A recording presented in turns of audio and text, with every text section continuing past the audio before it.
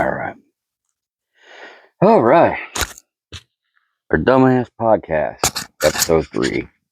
Oopsies. I stepped on the Podcast audience. by Flashlight. Stepped on the audience. Yep. You're not big enough to step on an audience, actually. We don't even have an audience. Our forehead is. But, Look at that brick wall. so our work schedules are not lining up literally to do this during the day the way we want to. We could do it on a day we both work, but we won't be relaxed. We won't be ourselves. Oh, there you go. So basically, when I work till 8 o'clock on a Sunday night, we're going to be doing these 8:30, 9 o'clock on a Sunday, and because we're gonna do one a week. And I'm committed to that. So the first one we did, kind of all right. Second one was a bit longer, less controlled, which is fine. We didn't have a control test audience. No, so we're just being us. Now, yes, I realize my language, before anybody comments or does that when they start watching. You got a fucking potty mouth. My language, I'm telling you what. So one thing I'm going to try to do for a little bit, I'm going to substitute my swear words. Kind of like when you were back when I was a kid, 10 years old, and you wanted to swear, you had to make up words to be the swear word. So your Heck, dang, shoot, no, darn, not that. phooey. I'm not going to be that damn stupid. I mean, not that flanking stupid.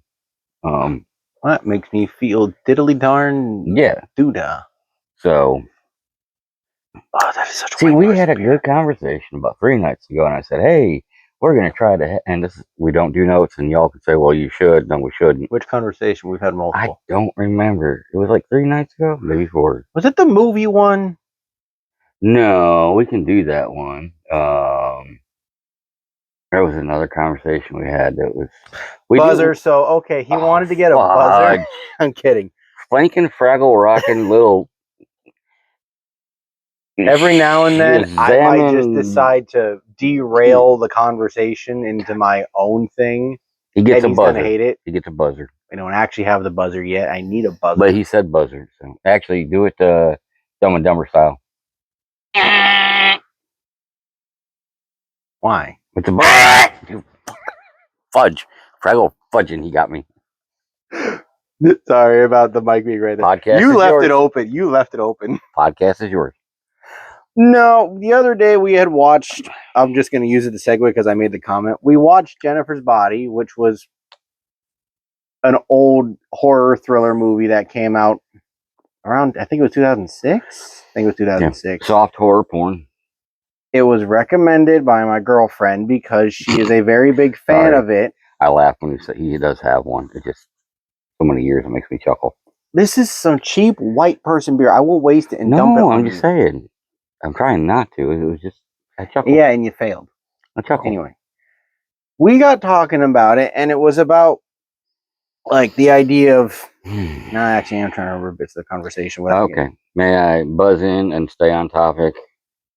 Yeah, we'll come back to it later. All right. So, no, we're not coming back later. We'll stay on topic. So he does get every now and then a podcast because I do tend to dominate conversations. So when he buzzes in, we got to stay on his topic. And some of them I just sit here, literally, not make many comments and roll my eyes. So Megan Fox made statements that, and there was some misunderstanding when you were doing your discussion. I'm going to tell you about things I learned from... Right. And whereas, like, oh, I got typecast, I was only going to be used for my body and all this. And like it's some brand new thing, and I started questioning statements like that. Not that it's not true. For clarification, the movie Megan Fox did use Jennifer's Body because at the time she was facing a lot of slut shaming and body shaming, and Jennifer's Body was kind of her way of leaning into the joke in a rebellious way. Yep. So, and he has his own thoughts about the movie. He doesn't like it. Well, here's my thing.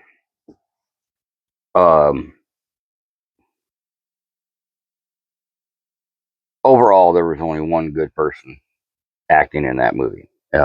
Don't Captain correct me. I don't even remember the name. You can bring it up later. You don't got a voice over it. I was just gonna say the actress. I know you were. That's why I stopped you. Anyway, everyone else, including Megan Fox, there was no effort. And like I told my son, in this movie, she acted with her body, not her ability. So, but what is the name of the other movie I compared it to? You kept comparing it to Stay Alive. Stay Alive. Those actors, when you watch it, the reason this become a really pretty good, solid cult movie is because the actors in there knew they were in a B movie, but they were going to be the best B movie actors and put everything they had into it. So that's why that one was good. And this Jennifer's Body, just flat out, it was boring as hell. It was not. No, it just wasn't. And to their worth it. credit, it was a lot of people's first big thing with that movie. So you would think they would try harder. A lot of be my break. I'm going to really try. And for some of them, they probably really did. Well, they're probably. I mean, they're bad. But anyway, look, a lot of people in that movie, some of them did not go back to do acting again. And to the credit of the director, it was her second big film. I know. I'm not knocking on that. And it faced a lot of other issues. So this discussion of, well, first off, you know what? Men get typecast for their bodies for roles. So they have to do certain roles that they don't want to do. But it's not a big deal in the world, apparently. But when a woman says it, oh, hell, everything's got to stop. Well, anyway, make the hypocrisy make sense for me on that. And you'll win part of an argument. But what I did bring up, because to this day, I mean, it's been how many years since Transformers and all that? 20-some, 25? No, not. Just short of 20. Okay. And she is still a sub B to B actor in her movies. You can't keep saying this because you're typecast or this or that, because my thing was when Megan Fox came out, a lot of people my generation said, that's your generation's Angelina Jolie. When she first came out into acting, she did use her body to a degree. Go ahead, you can talk. Sorry. But hello, as she progressed, she got pickier with her roles, go run back. and she stopped acting with her body and start acting with her ability, because that's having a little thing. We can talk about Jennifer's body forced and that. He's having his turn at it. So no, actually talking about like the way he felt about Megan it and his Fox on the whole thing with everything would have got better roles throughout the years and showed more ability, I'd be inclined to say, yeah, Dad didn't. You might. Most of this was you were forced in this situation, but with her acting ability, I think not, a lot of the not roles as much she got, gory, not that very was the gory. best she it was has gonna some get, blood, because that was as good as she was. It sounds gorier than it is. And I know people will say, well, it's still not right. It's not bad. I enjoyed Typecast, it. blah, blah, blah. And well, so when you have a fat actor that's funny, so they can only be in comedies. Yes, I said the word. They can't be in drama because they're fat and they're funny. So for the most part, there's certain gaps in it. What's the difference? But I can tell just you more because she's hot, she gets more attention. Not in a bad way, just because I'm also covering a mic with.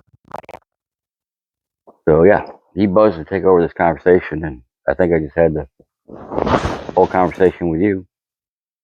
Well, he's over there on the phone. I was flipping Dad off. He's being a smart. I love you. Anyway, sorry. So, and the.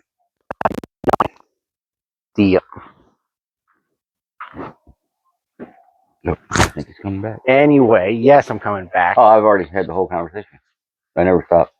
I know you didn't. The only thing I was going to... Okay, my whole side. Go ahead, buzz back in, because I'm... The main thing I was going to say is that I get where you're coming from with Megan Fox and her acting. To her defense... Really? Do you? Really? You haven't seen much else of her acting. We've had that conversation, I because have you didn't even know she was seen. in the new Ninja Turtles for the most, and you keep forgetting. Well, no, I didn't. I didn't know. I I forgot. clarified it after I said you keep forgetting. What that means? What impact did she have on that movie How for many me? times have you actually even seen the movie, though? We watched it like 3 or 4 times. We got the DVD. No, we don't. We used to. No, we not anymore. We. But I'm saying we used to. Yeah. Because the first one didn't, and it was the second one with the Slayer was more active and stuff, right? What? The Ninja Turtle movie. Was it the second one, third one that she was in? She was in both. Okay, once again, body, not ability, because I'm being serious. That says more about her acting as an actor. I don't even remember watching either of them with you. That's the thing. Or other than like the couple glances on because cable. they were. There was the second one when they were actually famous and they were doing stuff, and that's when Slayer got Slade or whatever his name is. I'm trying not to do the Captain Correct thing. Shredder. Okay, yeah, that's they weren't really famous in either of them. They were more famous because the second one they were on the rooftops and they were talking to her and doing the whole with the earbud. That was the first one. Oh, see, you did this with Amazing Spider-Man. But I've watched them. But I remember I've watched both of them a few times. The Turtles were great. The second one is the one where it had freaking Sheamus in it playing the Rhino. Oh yeah, that's right. So, okay. Anyway, you and I, neither of us have seen many of her newer stuff that she has been doing. What's newer than that? That's what I'm asking. The other two I keep talking about, Rogue, the military one, the one with the line. Did they just come out? They've been out. And I said I would watch them, and it literally sounds like another B movie. Remember I said that? And I had to have this talk with you that a lot of these newer movies, because people don't get... Let's look up the cover for it, see if it looks like a B movie. While you're talking. I'm trying to get the words out, and you're cutting me off again. So, no, you're going to wait for that, actually.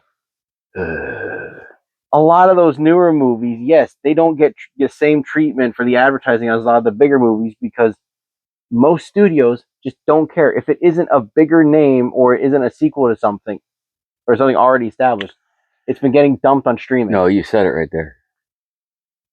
She's not a big name. No, the movie. Oh, no, that's her. She's not a big enough name. She's not a big enough That's name. Not what I meant. I know, that's what I mean. I'm saying. Yeah, I know, and I'm telling you, just stop. That's not where I was going with that. Okay. That's fine. When I say a bigger name, I literally mean the studio or anything with it, not just her or not solely like her. Who, Lionsgate? Don't say yeah, because Lionsgate's big now. There's too many freaking movie studios anymore. I don't even know now. Anyway, I'll look up the freaking cover now. I guarantee if Brad Pitt did a B movie with a low budget studio, it would get big marketing. I'm being serious. This is my argument. You're talking, Mom's texting, and I'm Googling all at the same time. Oh, no, he can't multitask. Jen Yazah. One thing at a time, please. I'm hitting my overload. Warning. Warning. So, I'm just curious. See. I know, I'm trying to find it now, but she's actually been in a bit. That's even worse for the argument.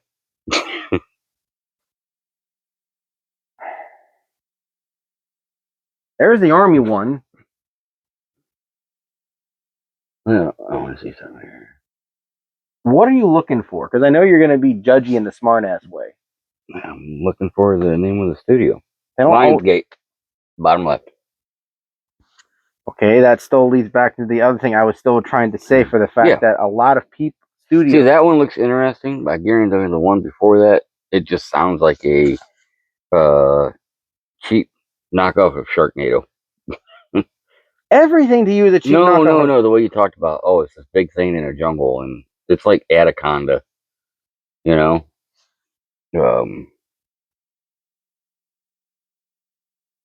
Are they the same movie?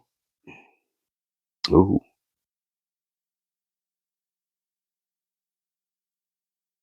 Anyway. So yeah, that's my whole argument with this. And we've gone through it, and then, heard arguments from him, and I didn't hear them from his girlfriend, but he brought the talking points from her.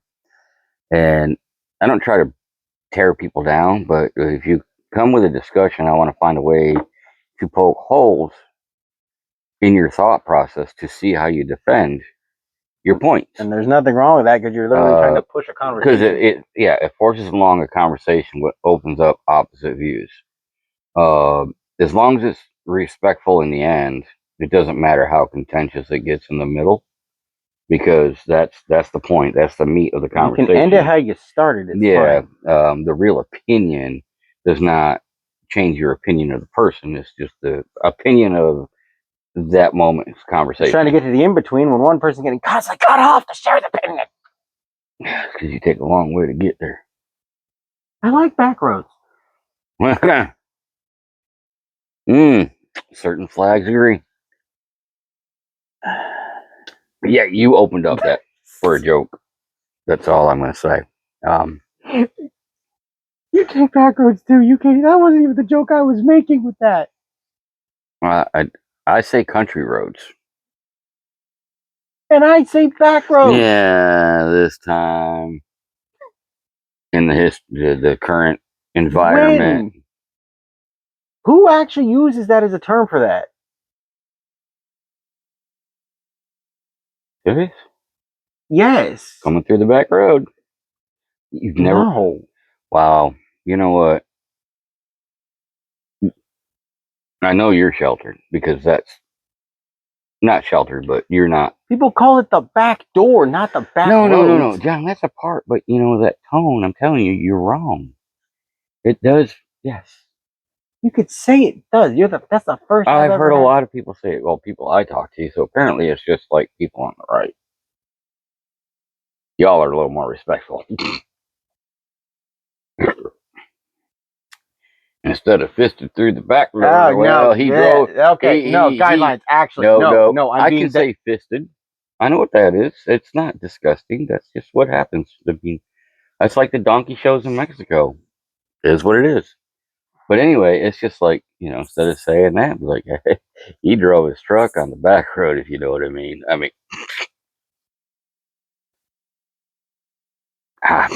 Anyway. It got derailed so quick, and there was a point where where are we going with it? When did that come up? Oh, we were talking about, like, taking our time getting to the point. Oh, by the way, squirrel. There we go. Anyway, end of the movie thing aside, I was trying to literally just make the comment that when it comes to a lot of those movies, and this doesn't just apply to Megan Fox, when I say the bigger names, I mainly mean like the established properties. Like, no, I get like Paramount and stuff like that. I know. Not just no, I'm saying bigger names like that. Not just the studios. Earlier you said the studios. I said so now you're getting confused. I'm serious, you did. Earlier you were like, well, the studios. So I threw out the name of a studio. That would be one of them. There might be others, but properties like actual like Tron and Avatar. If it's not a sequel, other movies. That's not a property. That's another movie. Tron's a movie. The franchise, the property. Tron is technically a property. Oh my God! See, no, I'm the using younger actual people. They try to use the proper terms to confuse us old people. Oh, for fuck's sake! Fine, the freaking Tron movies. If it's not an already, it's not an already established movie or franchise or an IP, there you go. Whatever franchise. Anyway, I get what you're saying.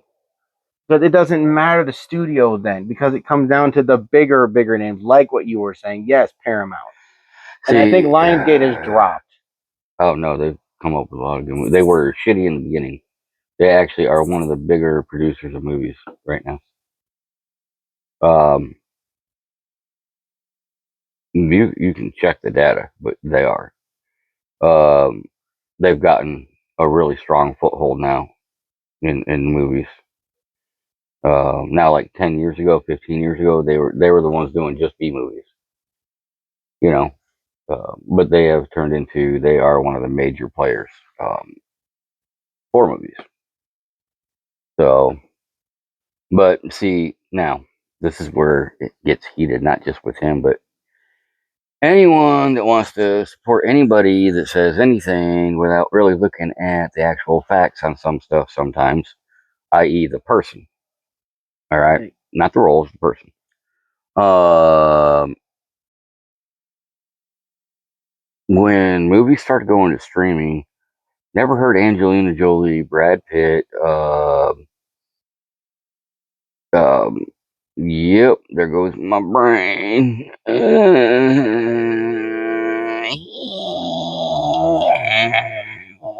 Anyway. I'm doing dial up. I lost my connection. Yeah, I know. Who played? No, you're all gonna hate me. Iron Man. Oh, Robert Downey Jr. Mark Ruffalo. I never heard them complaining that streaming was taking money from them because if it wasn't a big company or franchise, they couldn't get an actual movie. I never heard them complain, but oh wait, very successful, talented actors. The streaming thing did not affect them. Matter of fact, it helped them. So when people that are B actors complain, they are complaining because they are B actors. It's going to hurt them because they are not going to translate across all platforms. Just bottom line. That's fact. That's like a basketball player that is a sixth man on a basketball team complaining, well, it's the team's fault. They're not giving me a chance. And then he goes to another team, a startup team, a new franchise, and now I'm going to do the buzzer. No, I'm being serious. No, I'll actually let me finish this, and you can buzz it. I'll finish it with just this. Oops. See, I heard him say buzz, and it's like, no, we're not Bumblebee in this. Yeah, that's not too far off what I was going to say. But anyway, so it's like a basketball player being the sixth player on an NBA team complaining. It's their fault. It's the franchise fault. I'm better than this. I deserve more. So a brand new franchise starts up, fresh team in the NBA. They get drafted, right? And they get offered big money, and within half of the season, I like how you use big names, and honestly, big name celebrities don't mean shit anymore. Anyway, so they transfer there. Well, he was a sixth man on the Lakers, man. He should be the first point guard on the Knicks because the Knicks suck. My team, by the way, I can say it. Well, he gets there, and in half a season, he's a sixth man again.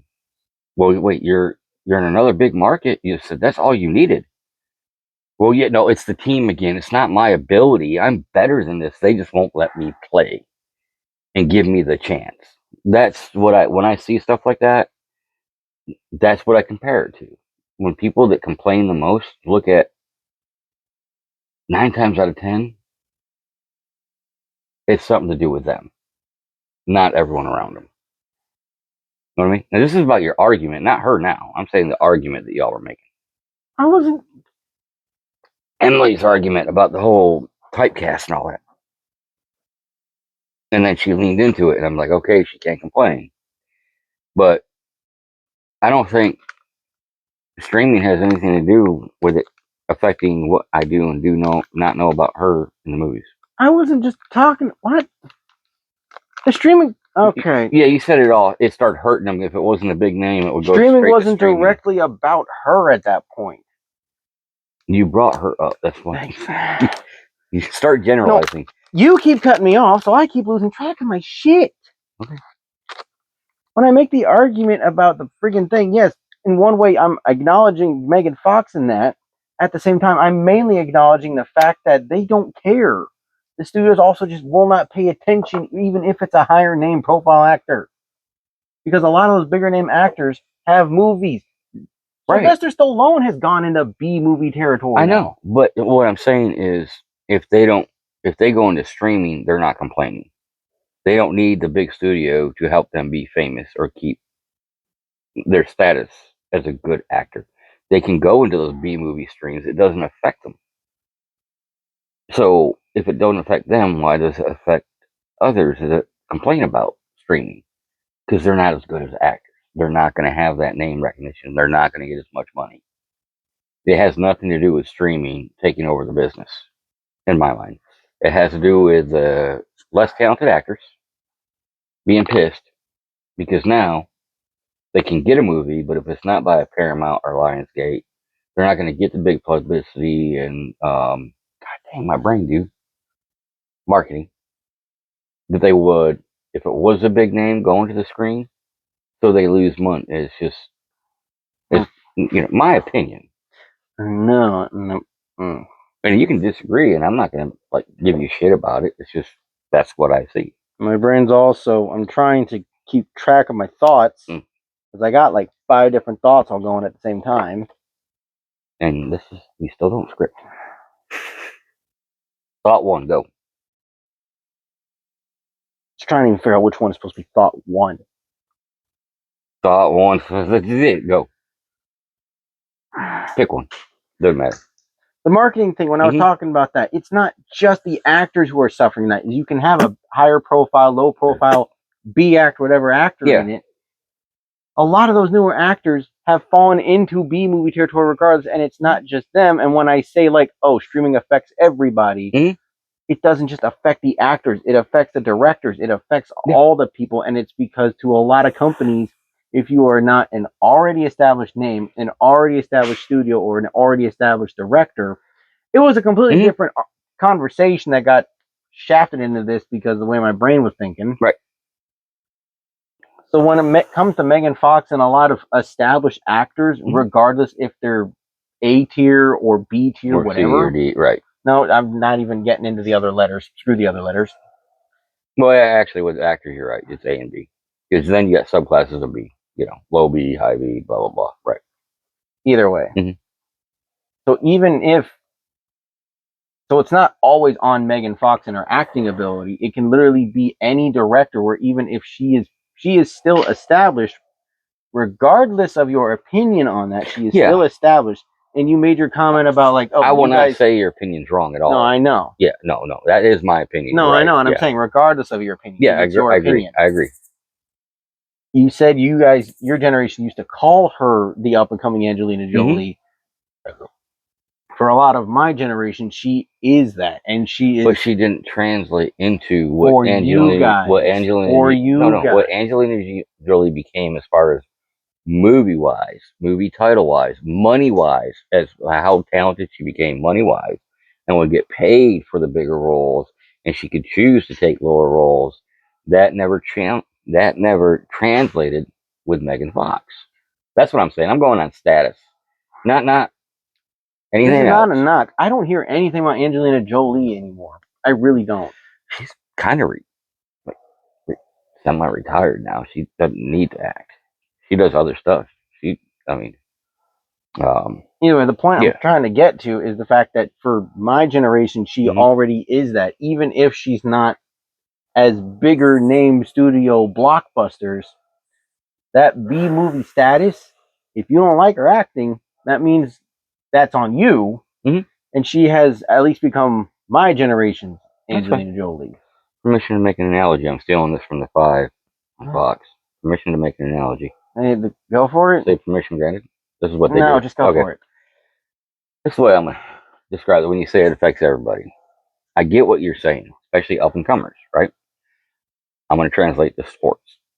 So, basketball has the G League, baseball has the minor leagues, stuff like that.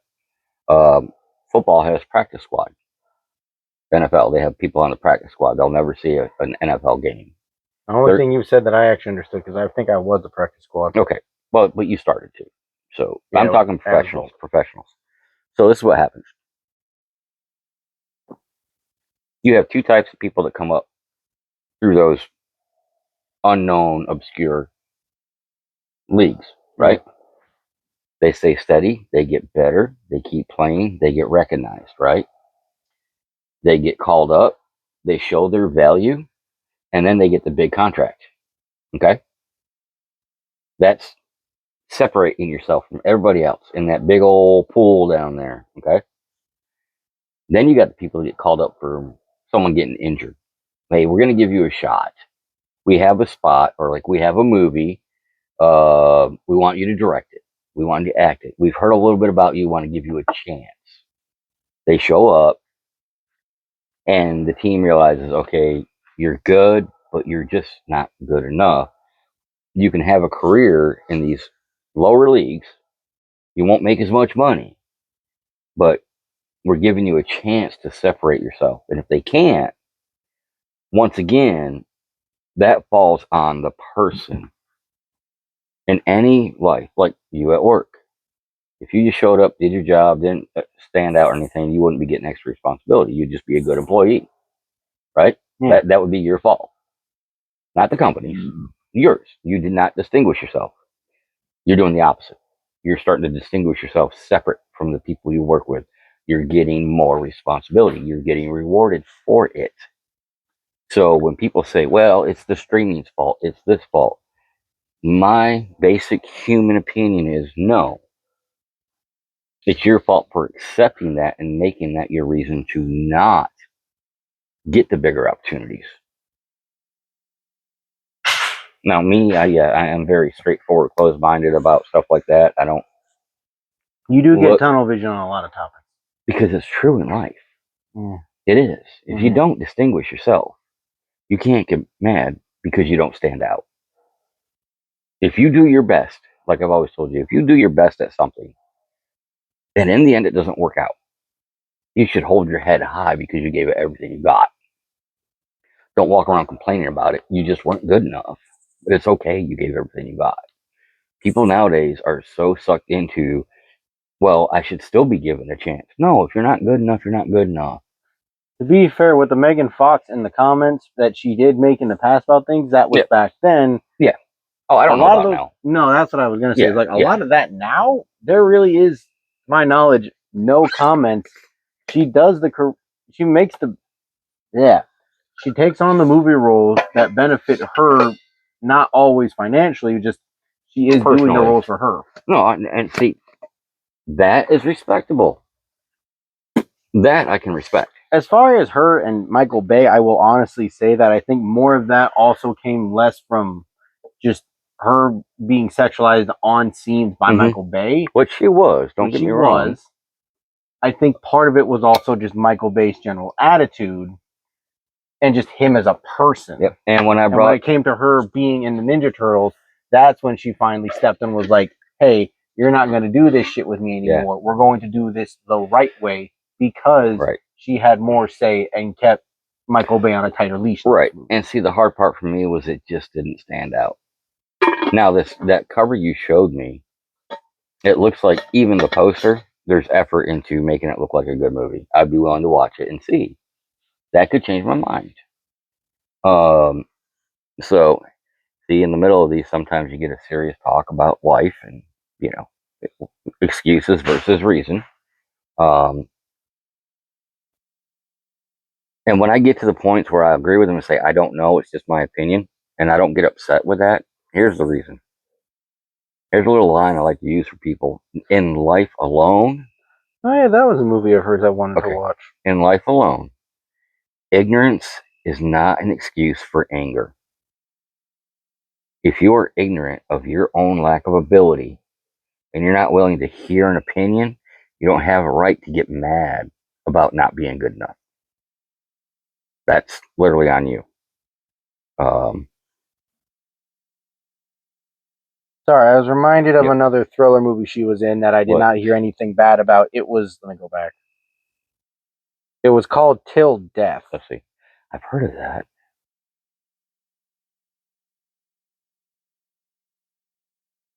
I've heard of it. But see, even in that, look at the way they did her face. It's a thriller. Should she be that pretty when she's handcuffed and all that? No, it's just Emma is stuck in a stale marriage to Mark, and is surprised when he whisks her away to their secluded lake house for a romantic evening. Yep. Everything changes next morning when she finds herself handcuffed to his dead body, trapped in isolated den of winter. Learns only the beginning of Mark's twisted plan, and to survive, she has to fight off hired killers coming to finish her off. Okay, that sounds more like a meme movie in the Rogue One. No, I'd watch it. It just sounds like, going off your reaction to that versus the military one. Yeah, oh no, I agree with you. Well, because I looked at the poster. The poster in that, she was still like made up to be like extremely beautiful, even though she had blood on her and she was handcuffed. That's still going off her looks. Now the other one, if you look at it, she looks like a badass. You know what I mean? So. No, I was going to make a joke before. Yes, my brain's better now, and I think part of it is the usual trying to get certain words out and the constant cutting off. Finding the rhythm. Finding the rhythm and getting cut off just messes with my head sometimes. Yeah. was going to make a joke like, you can be a big name studio and a lot of these things, and Hollywood just still doesn't care because you made the Bumblebee joke. Look at Transformers 1. That had an entire roster of big name actors all voicing the characters. That was good.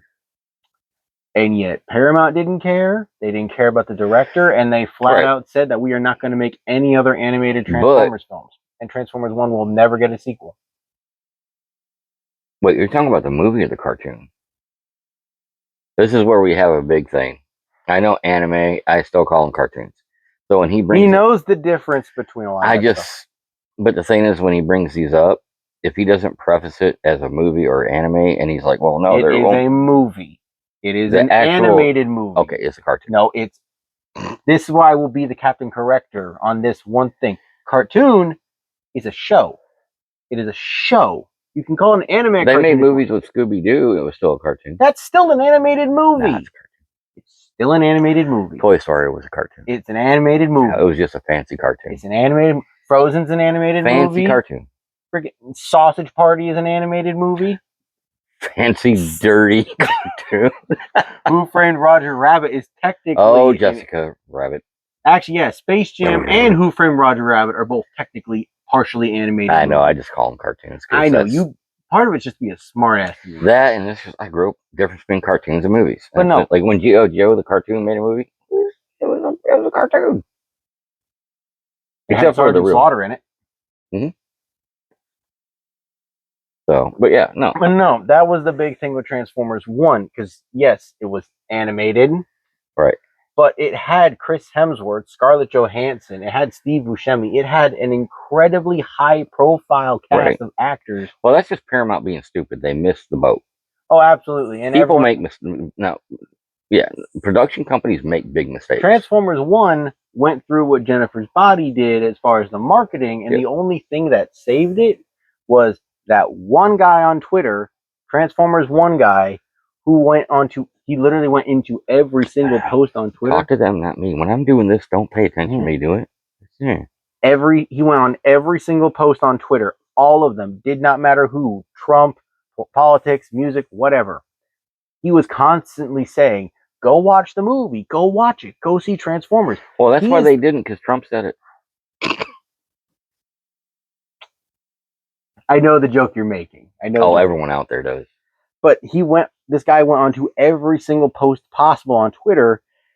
He is the only reason most of the people went back and saw the movie, to the point where I saw people making jokes like, I went to see Transformers 1 again and yelled in the theater because it was packed. Who came here because the Twitter guy? And everyone just cheered. Right. So this is I'm going to do a breakaway. This is my last one. I'm going to do a kind of a breakaway, but I'm going to bring it to even more modern that you probably don't even know about. About women complaining about being sexualized, right? All right. So, Angel Reese, basketball player. I know who Angel Reese is. Well, when she was coming out of college, she had this big press conference with LSU where she was getting all sad and weepy, and she's like, I hear from people all the time, and I get threats, and then I'm getting so tired of being sexualized. I'm just a person. You know what she did about 2 weeks ago? Did a Victoria's Secret runway model. But she's complaining she don't want to be sexualized, but she puts herself out there to make money off her body. You can't have it both ways. You know, if you're going to lean into your good-looking person... There's an argument. I'm not making the argument. I'm saying there's an argument to be made about the difference between forcefully sexualized on the outside from other people versus choosing to do something that expresses your own body. But when you say you don't want to be sexualized... There's also a difference between someone basically forcing you in a way like, hey, I want you to do this and this. No, I get that. Look really slutty and sexy, versus you doing something that isn't meant to be slutty and sexy, but is meant to help you with your confidence. But if you do that after you say you don't want to be sexualized... There is a certain level of hypocrisy, but I'm also saying there's an argument made that there is a difference. And then to take it to the other side, because we're doing nothing but talking about women again, what did I bring up? To an extent. Now, what did I bring up? Which thing? What happens to the argument when men get sexualized, and what movie did you bring up? Oh, Magic Mike. Mm-hmm. A lot of actors, when they got done with it, they started getting typecast where they just quit trying to do certain movies because they were just going to be showing for their body, but there was no big uproar about that for them. Oh no, that's absolutely hypocritical. Which is why I appreciate that Zac Efron and Channing Tatum and a lot of them Mhm. have gone on to do more of their own movies, Right. that aren't less than. And Channing Tatum's do it. I want to see it, The Roof Man, Mhm. where he's just living in. I think it's a Toys R Us. He's living in a mall or a store for years. And it's not just a gender thing, because it can just be anyone being treated a very specific way. Because look at Peter Dinklage and his height, to the point where he was fighting for years to like get dwarfism like just out of the D&D setting and just give dwarves more purpose than being the short guy. Do we call them dwarves now, or is it little people? That's a serious comment. I think it can legitimately go both ways, and the only if you say it respectfully, I guess. I don't know. Dwarf still is a term of dwarfism, so it can fall in there. Little person is the respected term, but for a lot of people, midget is essentially the little person equivalent to the N-word. Well, yeah, because but there is still a difference between saying you can say midget and you can't say the N-word. Well, like back in the day, like with pro wrestling, right? When they had the midget wrestling in the WWF back then, they were meant more as an entertainment circus level thing. But that's the only way they could get out there to get known. Now they actually have a wrestling league that's even here in the South, and I forget the name of it, but it's all. I've seen the ads, but a lot of them are kind of cool too. They are. No, I've watched some of the episodes. I follow them. They are like true wrestlers. Yeah, and they are getting recognized for just their ability. Once again, ability, not body. And there were other films in me that didn't help with that. House was guilty of it because of the one lady who was. It was a whole point of the episode where House was being prejudiced to a lady who was a dwarf, and her kid wasn't, and he was being a smart ass, making jokes the whole time. Like Austin Powers with Mini-Me. And then Peter Dinklage has been fighting for years, and then when the new Snow White came out, and how bad it was, he made the comments like, how much work did we have to do that I had to do? So they CGI'd it, instead of using real actors. Because I think, most of it was... That's an insult, yes. I think most of it was not deep fake, but some it was sort CGI. Of... Yeah. Yeah. And I want to see it. That is an insult. You would not like the movie, not in a knock. Oh, I know. I know the whole story around it. What? No, this is a new movie Peter Dinklage made. Oh, okay. He was part of the Toxic Avenger remake. I would probably watch it. It has been legitimately heralded as one of the most violent, gory, disgusting films. Well, I don't care about that. Oh, well, never mind then. I might buy it then. Because my thing is, like, I'm going to use Peter Dinklage as, like, my only example for this. He literally bet on himself as an actor and his willpower to be recognized as a damn good actor. Not a good dwarf actor, but just a damn good actor. And he fought and he fought and he fought. And look at him now. He is very well respected. There's a lot of actors out there that like to use excuses. Well, if they talk to him, what's he going to say to them? He's not basing it on the same thing. The only time his height was part of him and his character in anything really was Game of Thrones. But he was perfect in that one. He was like so good. No, he carried the bulk of Game of Thrones for a long time as 100%. a half man. Yeah, 100%. He was. The one role of his that I think was stupid, the way they did it in a way, was how they handled him as the dwarf in Infinity War. Right. And I get it. It was like the inverse, because I've seen things where it's like, oh, dwarves are actually really big. And it's like meant to be opposite. I just don't. I was never a fan of how they handled him in that. To take this into not that his struggle wasn't real life, but let's say real life of the common person, right? I'm going to use me as an example. There it goes. No, I needed a second, actually. Okay, I'm going to use me as an example. I have never had an issue with succeeding or moving up or anything with work until I became a double amputee. And I have a lot of people in our lives that say, just stay part-time, stay on disability. It's just easier. It's too hard to try to keep working and go full-time. It's just too hard. What if something happens? Well, I don't care about that because I don't see me as a double amputee. I still see me as a person that has knowledge and ability and the willingness to make an impact. Now, am I running into people seeing the disability, not the person? Extremely. I'm um, fighting hard and letting cards play out, and they're not looking like they're going to play out in my favor, which will force me to bring my disability to the forefront Deliberately and not making a comment. and, like, say, hold people accountable for seeing the lack of body parts versus the value of the person. So, am I going to use it to um, my benefit, as in skating by easy? No. What I'm going to use it as, like, companies say they give people with disabilities equal opportunity. I can tell you for a fact that is not true for the most part.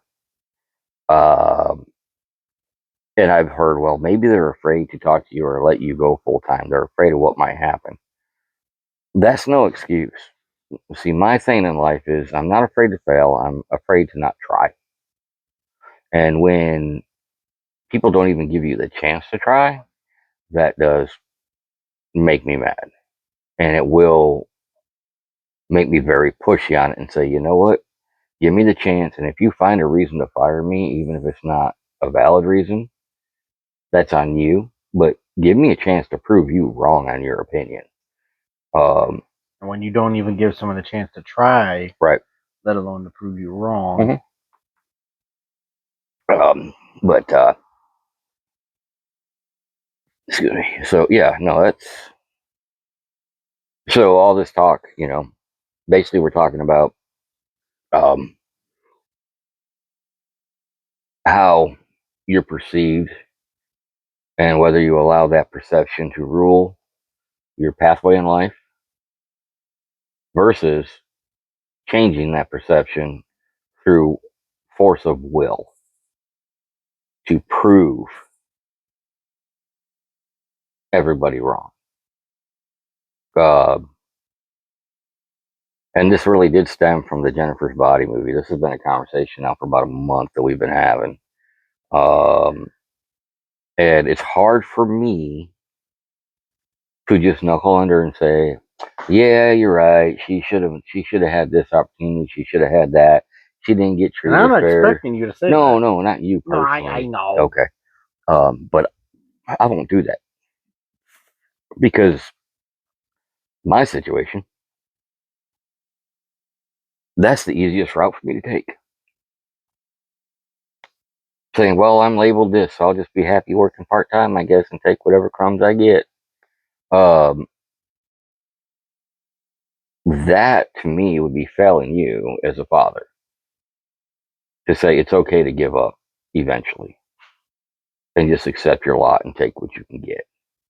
To me, I don't care what line of work you're in, whether you're famous or not famous, or athlete or non athlete, to think it's okay to just give up and accept your lot and not fight for everything, that is a true failure if you do that. And I cannot do that. The day I do that would be the day you would have to worry, like, all right, he's just giving up. So when I hear comments about this, or people have conversations about other people and starting to make excuses for them, it doesn't make me mad. It frustrates me because it's like, no, you're giving them a free pass. No, just say you don't want to. Just say you want all the reward without the work. And it's not to say that people don't get punished for that kind of attitude, because I've told you about him, my coworker. Yeah. He has issues. We'll be vague about stuff like this. No, I'm not going to use names. I'm not going to use like overly specifics, but he's not a bad guy. He can do the work. Right. But then certain scenarios happen, and it just constantly gets asked, like, why isn't he doing this? Why isn't he been put here? Why can't he do this? The problem is they've given him the chances to do these things. They've given him the opportunities to try to push beyond and do Right. more, and he's proven time and time again that he's just not good enough. Yeah. And it's not that he isn't trying, it's that He's just not good enough. Yeah. When you choose to just sit down, regardless of what you're doing, to put something away, or you choose to let yourself get constantly sidetracked on like 5-minute side quests of helping people, Right. and you have the ability to go above and do more, and you choose to do less than your bare minimum, when to some people your bare minimum can be above and beyond. When you've shown people that you are, oh yeah, like, we've both done that in the factory setting. Our bare minimum is what some people wish they could do. It's to the point now where people make comments to me at work when I help them and I stop to do stuff, and they make comments like, "Thank you for helping, that was really awesome." And I'm just like, it's my bare minimum. Yeah. Because at this point, there's a lot of, and I've got hired on at Lowe's. They asked me about a lot of these you things. You said the company name. Yeah, I'm not talking about I know, it's fine. They did ask me like certain things and tasks and like a lot of these different parts of the job. But a big thing about it was legitimately a lot of what they treated like the maximum or like difficult tasks is kind of just what I do. Right. And that's not to say like, oh, I'm just a great worker. No, you're not being cocky. You're being factual. I go to work. I do the job that I'm supposed to be doing in order to get paid. And if I have the ability to make it easier on myself or others, then I'll do it. Right. No, I have been given more leeway and responsibility that most people do not have, to the point where they've initially looked at me and questioned, why does he get all this when others don't get this? When I got hired on, people would make comments. When I first got there, like, oh, he got hired in full-time. These people have been trying to get full-time for ages. They've been only part-time for so long. Why can't they get full-time? Why does he get into it? Because I have the ability to do the work, the dedication to do the work. I have the experience that shows I can do the work. Right. And I have absolutely no qualms about actually just doing it, because 9 times out of 10, you go into that building to do your job, and unless it is going to physically harm you, be it physically or emotionally, or you see that they are harming others around you, physically and or emotionally, you have no reason to not try and do the job. Right. Other than basic gripes at your job. If you have the ability to work and you can show them you have the ability to work, there is no issue. But if you are going, I've seen people complain like, oh, they shouldn't be hiring so many people. Yes, this kind of became a separate tangent, and I admit that. What? I've seen people. It's a joke. I fake snorted. I get notifications from Lowe's subreddits. Now people complaining about. Anyway. Yeah. I got sidebarred. No, that's fine. Sidetracked. Sidebar when you get pulled off to the side. That's a legal term. I just needed to throw something in there. Okay, corrector. That's my shtick. Anyway. Into the mic. Into the mic. Yep. Mic and a mic. And to myself. You. Literally that whole conversation he did, that's just me talking in a different form. I have nothing to add to that, honestly. Because that's the way I've always been. And when we finally started working together, when you got hired on under my name, right? Yeah. Literally, that was the expectation. But I wouldn't have put you in that position if I didn't know that's who you were. Because that's the way you were raised. So this is my theory in life. If you strive for I'll start that over. If you strive for perfection, you will achieve greatness. If you strive for greatness, you will be good. If you strive to be good, you'll be average. If you strive to be average, you will be nothing. That is what everything should be. So when you go into anything in life, and you're like, if you don't want to have perfection, but you want to be one of the best, then you strive to be great. You will still stand out. but not as much as other people. But if that's your happy place to do it, your happy medium, then do it. But what you should never do, you should never strive just to be good or average, because You're not going to be wanted you will around be, if that's all you you'll do. end up being nothing. Right, right. In my opinion, and people can disagree with me. I don't care because you're wrong. You should always strive for perfection or greatness in anything you do. Those should be the only two options. Because if at any point you aren't good enough, you can, like I said before, you can honestly say, I gave everything I had to it, and I can walk away with my head held high and be proud of what I did. Period. The only time I have ever been in the whiny, complaining mindset at a job was when I got laid off. Yeah, but Partly that was bec- kind of partially self-inflicted, but at the It was same time, partially self-inflicted, it but the wasn't, after part. but it also was, oh, that's because they lied. They lied and they just did not inform because Right. I got laid off. I will talk about the company, Titan Tires, Yeah, it making doesn't matter rubber. to us anymore. I know, Yeah. long gone. I got laid off because he was going through everything with his left leg. I had to miss a bunch of work. Which they knew, though. They knew they worked with me best they could, but there was a lot of absences. And it got to that point of the year because, thank you, Trump, in the election. It was before the election. No, yeah, it was getting ready for the election. So No, actually, a year before that, when they started trying to do everything green, and when the economy, when they did the Green New Deal and inflation and everything shot up, remember, farmers couldn't afford to buy any more tires from Goodyear for their farm equipment. they had the inflation. Right, that was before Trump. The factory kept trying to do a lot of other stuff. They were trying to work with a lot of overseas companies, and they were just bad at it. Yeah. But it kept getting worse and worse to the point where they had to do layoffs. Uh-huh. They based it on my absences. It was my fault. I knew it. I was going to get fired because I got fired for 8 absences, and they did another set of layoffs for 6 absences. Right. But the part where it became their fault was when it was made known that, like, oh, we'll call back in a couple months. We'll try to give you an idea, because it was meant to be a temporary layoff. Mm-hmm. And it kept getting to where everyone alongside me who got laid off all got calls. Meanwhile, I'm left in the background thinking, no one's called me, no one said anything. Thinking you had a job waiting. I was just, no one would contact me. And eventually it got to where we were visiting out here before we moved here. I called finally, like, hey, what's going on? And finally I was like, oh, nobody's coming back. What do you mean? I thought there was a chance we could come back. And they're like, no, nobody's getting hired back on. Right. And they said, and I asked, like, what about my job? What about everything? And they're like, oh, you can get back to it. You'd have to rehire in as a brand new, lose all your established time, and restart from the ground up. Or hire into an empty spot, which they had nothing available. Right. And then I found out Google had ads listed for them. Yeah. And multiple people who I knew at one point. Yeah, for my spot and your spot, actually.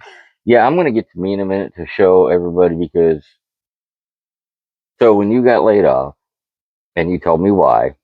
Now, this is one thing, okay? People say, you know, a lot of parents, they will defend their kids to the end, no matter what. When I found out he got laid off, and, you know, I'm like, all right, what was the reasons? And they said absences. And, you know, even though, like I said, we communicated with them, they knew what was going on. And you're like, well, I had this many absences. And I'm like, well, then, yeah, you would be the first one to get laid off because you had too many absences. I didn't sit there and be like, oh, man, they should have overlooked it and all that. It was what it was.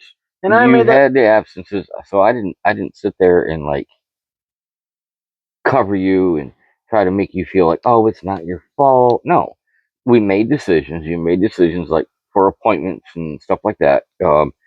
The brutality of what I was going through, we're not going to go into, like, how hard it was to, like, what, a 30-minute drive would take 2 hours because of the pain. So he would miss some work to help me out because I had nobody else out there to help me get to appointments. But when they said the reason, I was like, yeah, well, we made those decisions, and, you know, if they're going off absences, then yeah, you deserve. Yeah, I get why you got laid off. Me personally, I got fired when I was on the way to Virginia to get my leg amputated. Yeah, They called me while I was riding in the car from Tennessee to Virginia. Said, we're going to let you go. And I'm like, what? And they're like, well, we know you're going to get your leg amputated. So, you're not getting fired in a bad way. It's just under medical. But when you get back, talk to us. We'll get you back in. We even had Mike and Jenny saying, hey, you're back. You can move. We'll get you in. The minute I started talking to them about it, they quit calling me back, quit answering. And not to mention, there were people who were out for rehab for multiple months on end. Yep. Full respect to that situation. They held on to their jobs. Yep. So yeah, but we were also in an area where we established a name for ourselves, but we didn't have the social life where we were connected to anybody there that could, like the who you know, not what you know type deal. We had the status, we didn't have the backing. You don't get another beer. Yeah. But give me a cup. Oh, there's an empty one in there, so be careful. No, there ain't. I was gonna say. I forgot. I'm surprised there's nothing. Oh, like my heart and soul. Just like my bank account.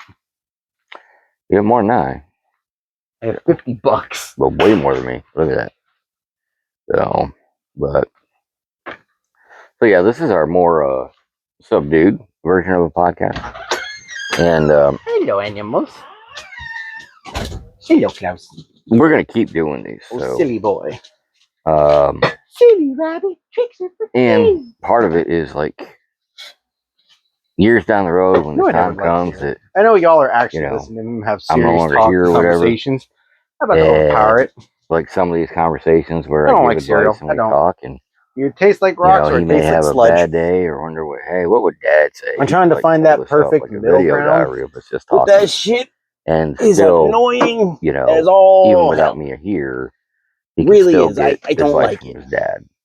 Trying to find that middle ground is miserable. To me, that's very important. As a parent, you want to leave a legacy, but you also want We're gonna find out to still guide your children, even after only you're good not cereal there. anyway is Cookie Crisp.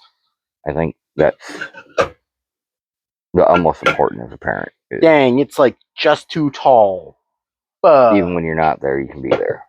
We'll carry that one. So I have no idea what he's saying inside. I might be out here being all like serious and nice as a parent. He could be in there making jokes about my stumps. Who knows? We will work on the rhythm as we get going. I get really hyped up about doing this because I really enjoy never gonna stop sitting down and just talking to him, doing these because we have the real ones know what song that's from. That is. I want to say a big gap, but hello to my cat, to my dog, varying perspectives on a lot of things. But unlike what most people, we can really sit down and talk about it. Passionately disagree about current events and all that stuff, and still be good. I just realized your hat's crooked as all heck. That's fine. It's been crooked. Fits my head. Or maybe that's just your face. That could be. I don't smell toast, so I know it's not a stroke. That's just not right. It's not. But, all right, so I'm going to bring this up since you're out here now. We're going to bring up the most divisive, dividing 5-letter word. Trump. This is actually in a good way. If you haven't done it yet, okay, or anybody out there hasn't done it yet, and you have your opinions of how they really are as a people, because what you see on TV, Kai Trump, Donald Trump's granddaughter. Okay, I was like, wait, who? Kai, Kai. She has, no, some people spell it different, but it is Donald Jr.'s daughter. She has a YouTube golf channel, and she does other stuff, right? But I watched a couple episodes, because I like watching YouTube golf and all that stuff, like, Grant Horvat and Brian Brothers. I mean, but I watched her a couple of them, and one of them she had Donald Trump on, currently, and then her dad on, Donald Trump Jr. Now, these personalities, as you know, on TV, Donald Trump, larger than life, he does say what he wants, doesn't care about people's feelings, stuff like that. He believes what he Everyone believes, is right? entitled to their opinion. And then his son is very opinionated as well. But if you go and look up Kai Trump and watch the videos of her with her dad, and Donald Trump, honestly, I can say this. In the video, Donald Trump is boring when he's not on TV. He's very quiet. He doesn't talk a lot. She had to, she kept asking him questions just to get him to talk. That's not the Donald Trump people see on TV. But riding around playing golf Boomer. with her, he was. Isn't he actually a boomer? Like, Yeah, I think so. And then watching her, and it made me laugh because I watched it today. It made me smile because he said something. That's Yeah, it doesn't happen much. Donald Trump Jr., him and Kai, which is his daughter, were riding around the course, and they only played like 6 holes or whatever. But in one conversation, this is what he said, and that's why I said that we don't edit and we don't redo. yeah. They were talking It's about genuine. they were talking about speaking, right? And he asked her, how it's going with the YouTube channel. She's like, well, learning to be a public speaker, talking to those rallies with thousands of people and stuff that's helped her out.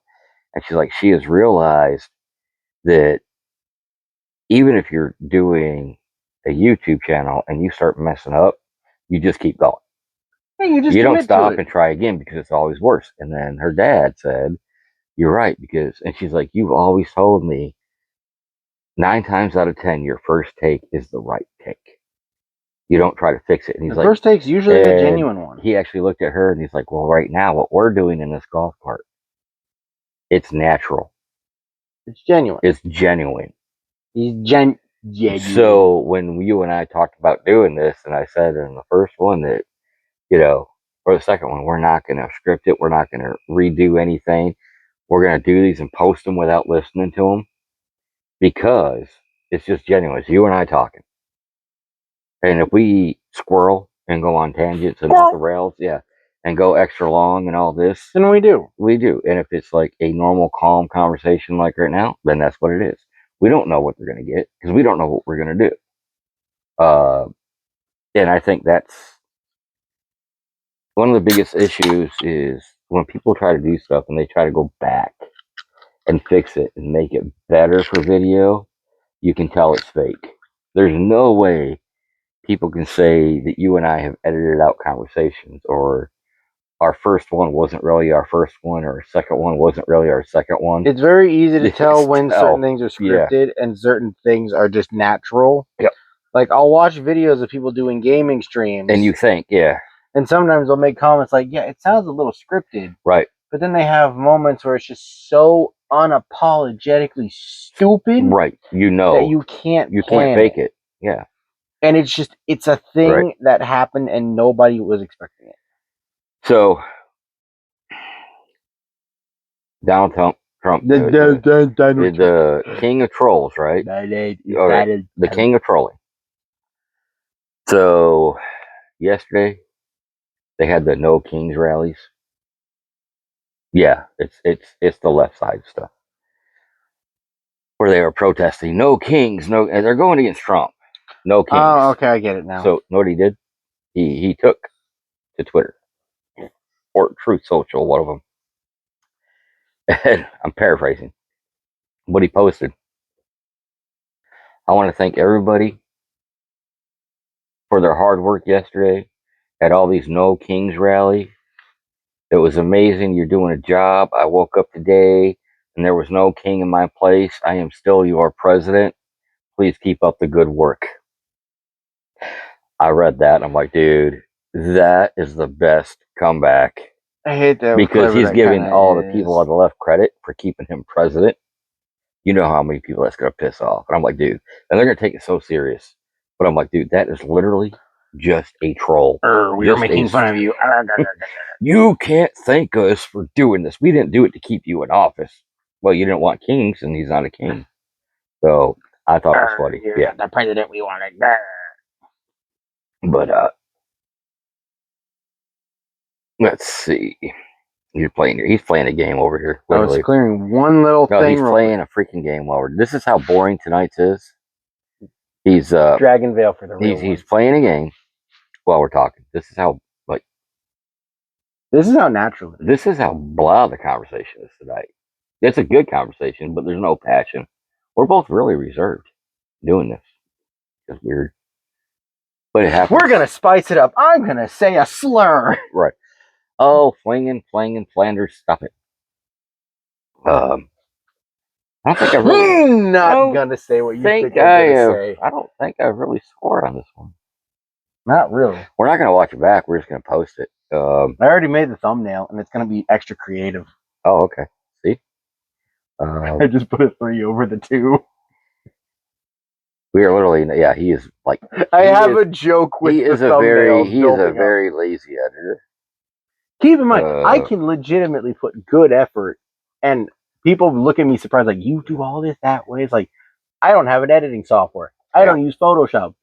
I use my finger. I use this grubby, disgusting sausage to edit photos and actually do digital work on my phone. It's grubby. No, it's not that. I'm trying to keep a clean mind. Well, I use that sausage for other stuff. It's not even that. It's like freaking Vienna. Well, I guess it does have the word sausage in it. So even if it's from Italy, It's spam. it's Vienna, but it's still sausage. But so the other day, I had a very weightlifting moment off of my shoulders. Now, was this actually on the bench? No.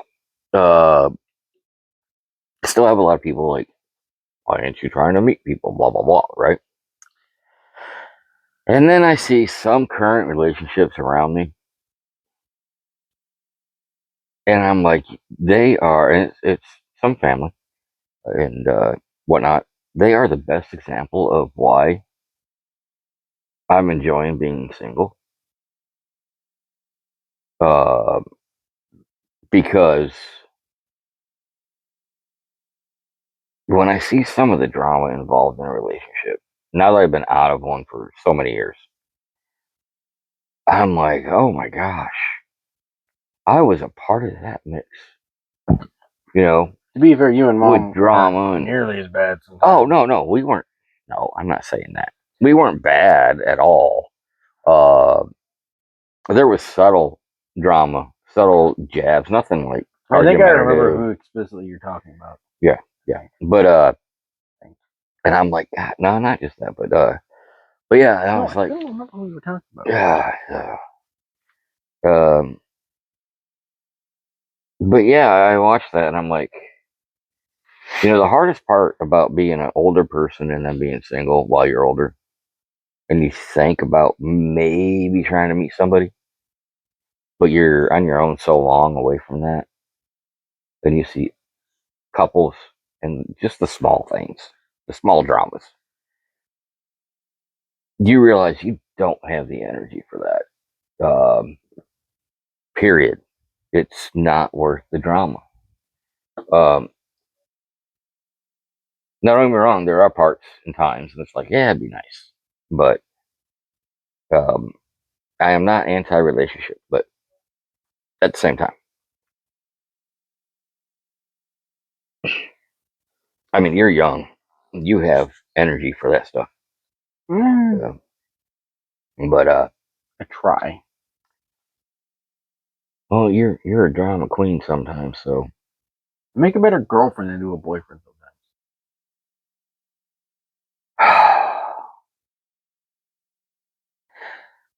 sometimes.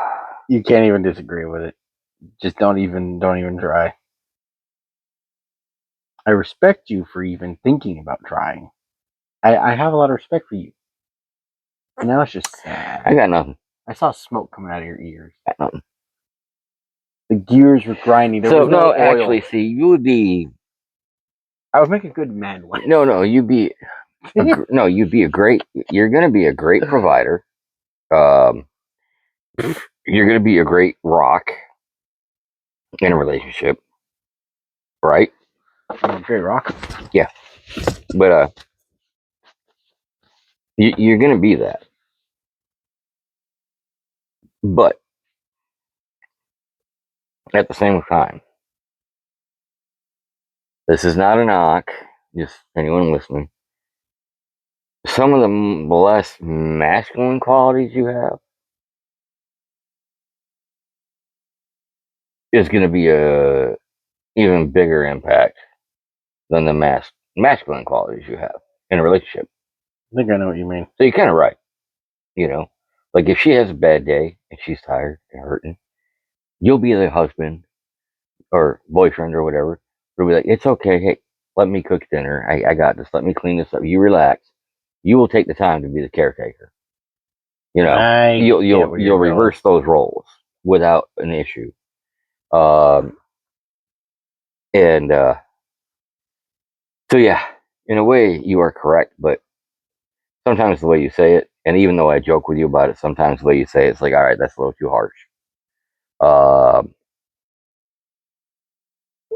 But in a way, you are also right.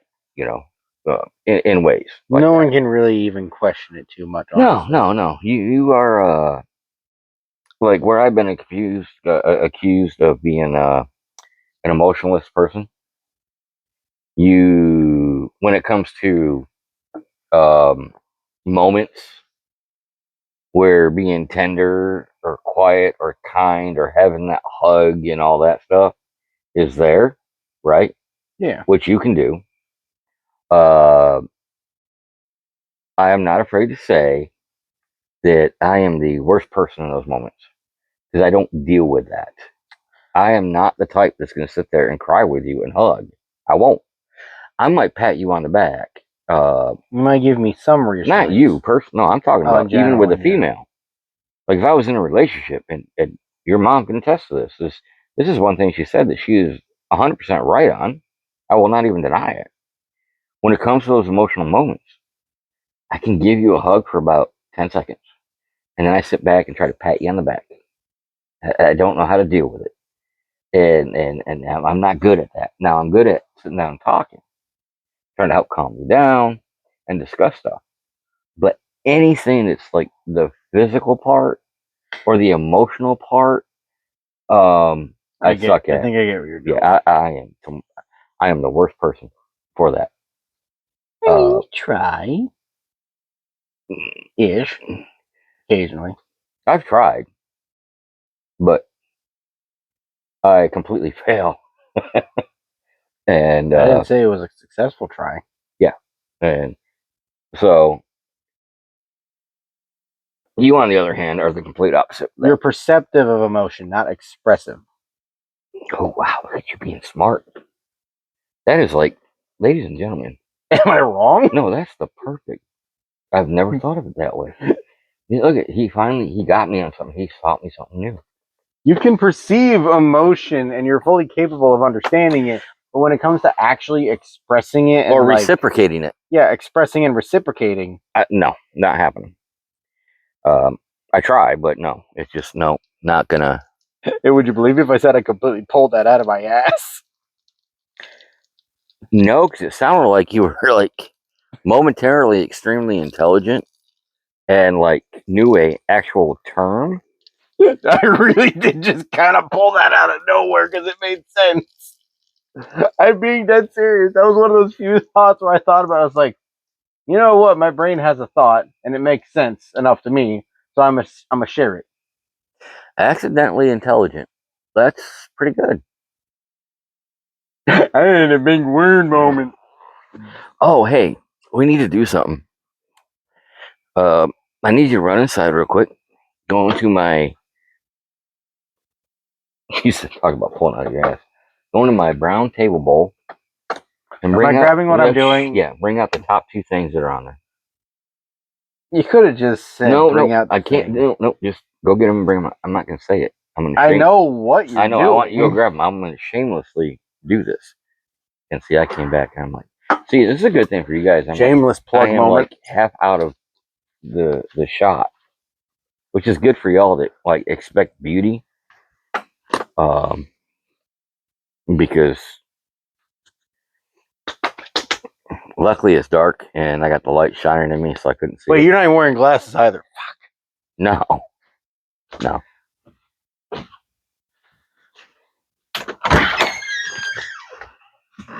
Dun, dun, Would like to start doing shorter podcasts, but the problem is once we get rambling and talking, it takes us about a good 30 minutes to really get into a good groove. So, all right. So, it felt necessary. Hopefully, the people start watching this. All right. So, the shameless part. This is the first book that we published, The Traveler. There it is by us.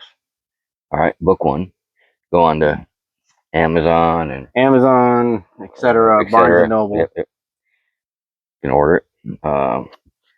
This is the second book in the series. We are working on book 3. Now, before you all say, "Oh, anybody can do that and hold these up," so we're gonna do this. Who are those disgusting looking guys in the back? There we go. Oh, that haircut! Every time, dude. Look at every time I look see at the that. face. I hate that haircut. I hate that. That's us right there. So these are our books. And this is where when I talk about like not making excuses and all that.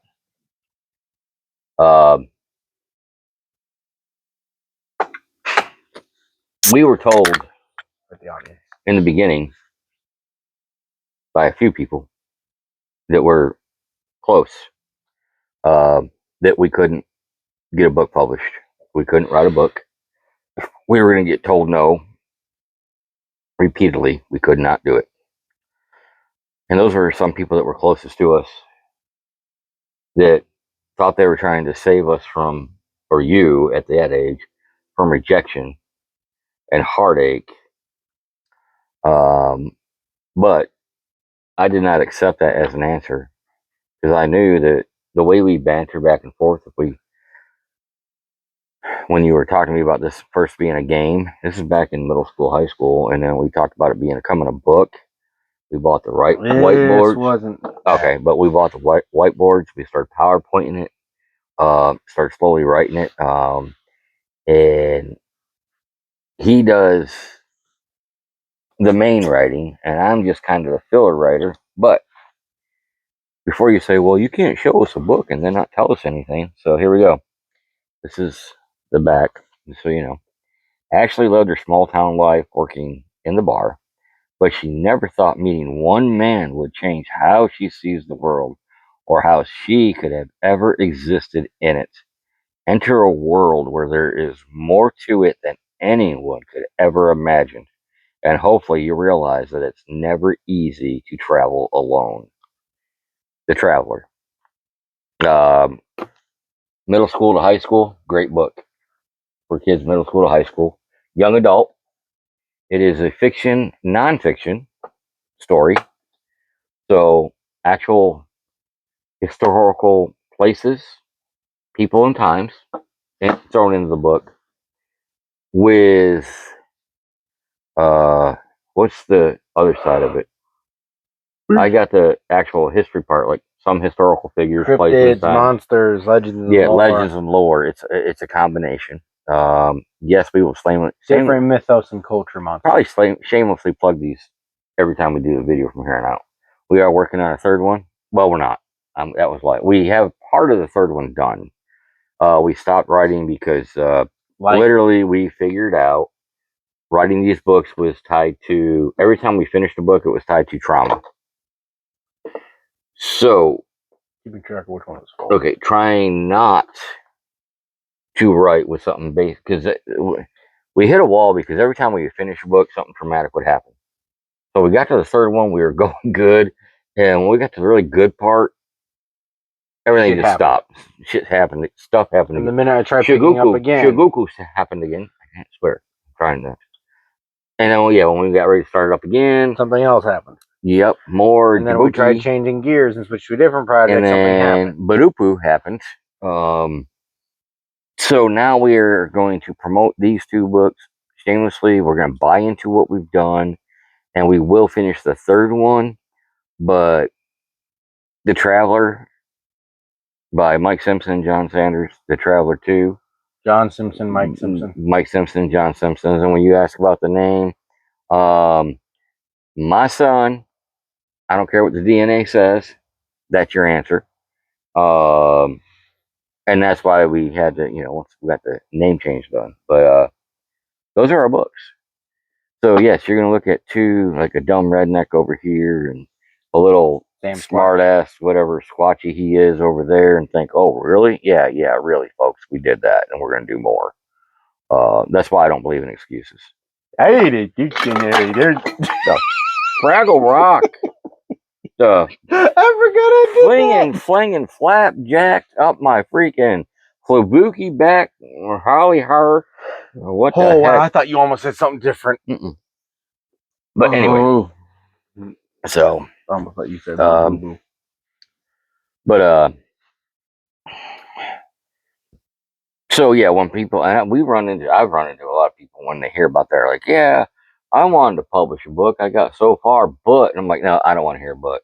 I really don't like excuses. Don't tell me you wanted to do something and then life happened, because here's the thing. Two things in life: want and will. If you want something, you'll never get it.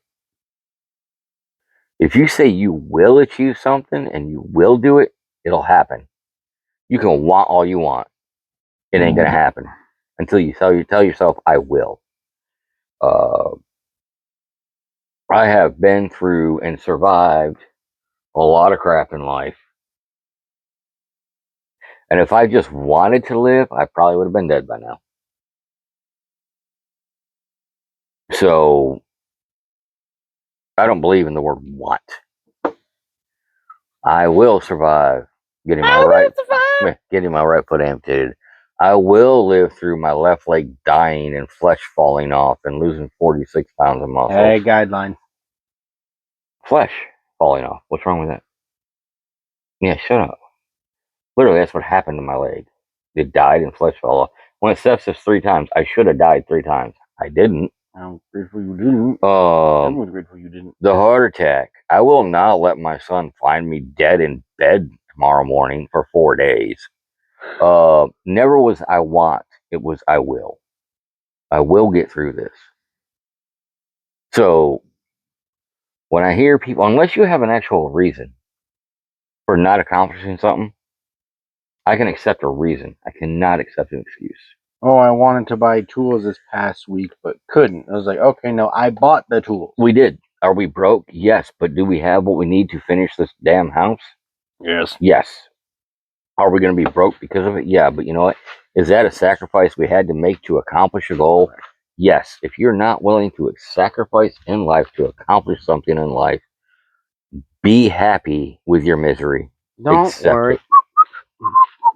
Be Period. happy. Your misery is yours. Don't own it. Be happy Because you're now. too dang afraid I gotta bear with me. to throw caution to the wind and risk eating ramen and spam and peanut butter for months to accomplish your goal. You're not willing to do that. If you're not willing to do that, I don't want to hear an excuse of why it didn't happen. Because all you're going to do is blame everybody else in life instead of yourself. Very passionate about that. I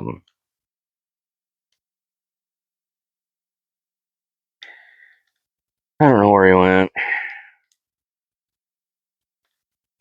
You know, the one thing about not editing and not redoing stuff is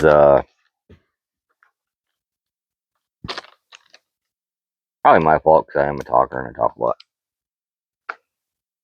I try. It's not hard enough, I guess, but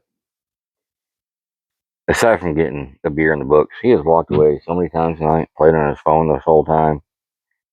Definitely not engaged.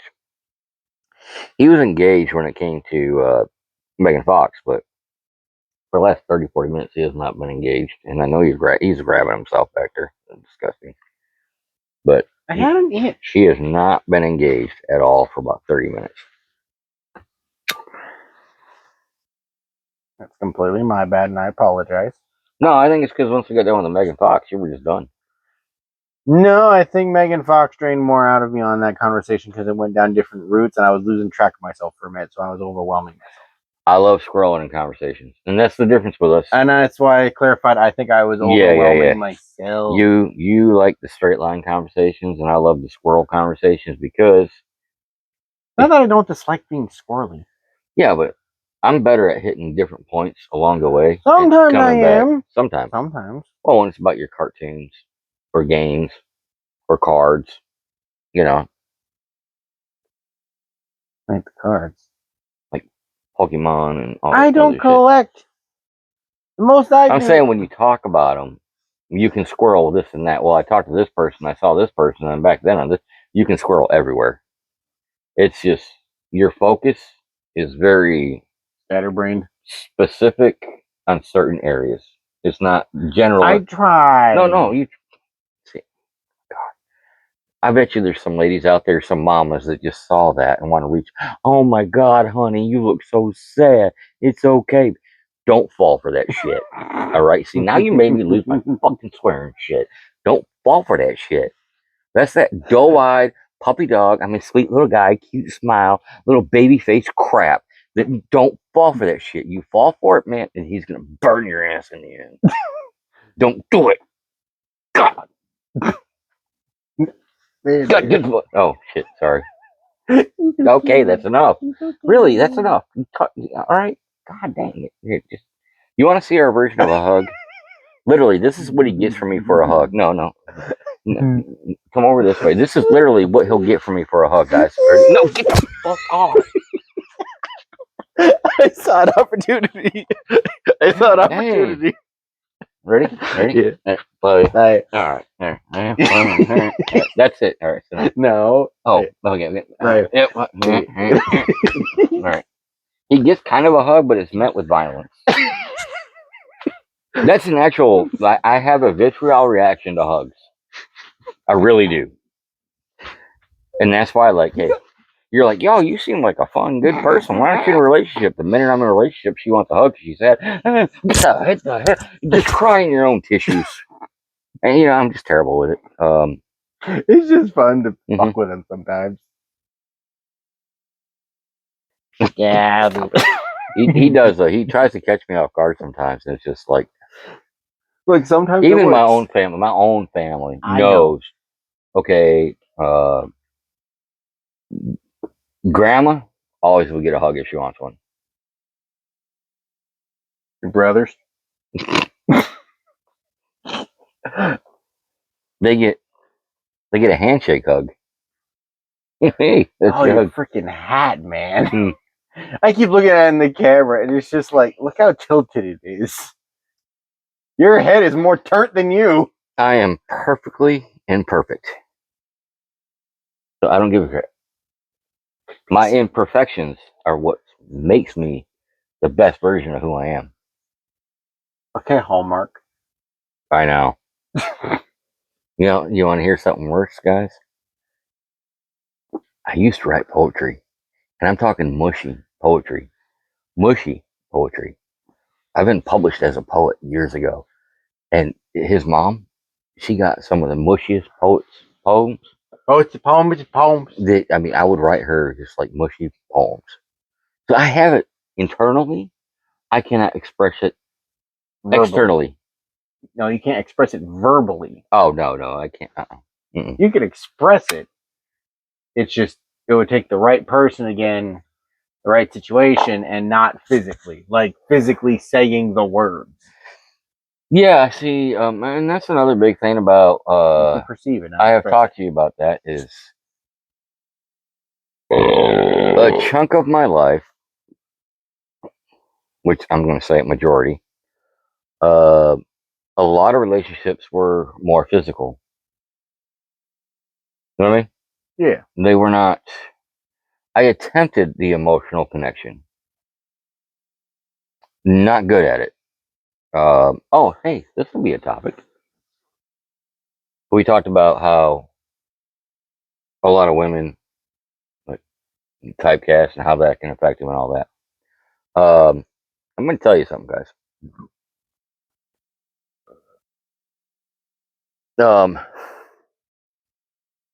Stuff like that can definitely affect males.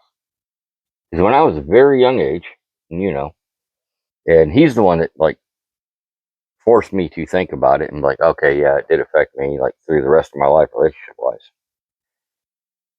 My first physical relationship, I was in middle school, and it was with a woman that was in college that was one of my Sunday school teachers. And literally take me down to her grandmother's house who had Alzheimer's and kind of groomed me into the physical relationship.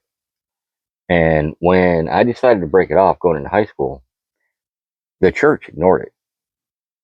And I got punished for it. And they started pushing me out for it because I was a guy, and a guy having a physical relationship at that young age, there's nothing wrong with it. It cannot affect you. Well, I'm telling you what, I know there's other words for it. I'm not going to use them. No, you use the right one in that situation, grooming. But there's other words, but you use the right one. Did it stunt me on the emotional ability through the rest of my life? Yeah. For that, yeah, it did. Now, I always used to tell this joke and make it funny because it was. I mean, in the 70s and early 80s, I mean, hey, a kid in middle school shagging an older woman that can drive a car and all this stuff. Hell yeah, you were a hero.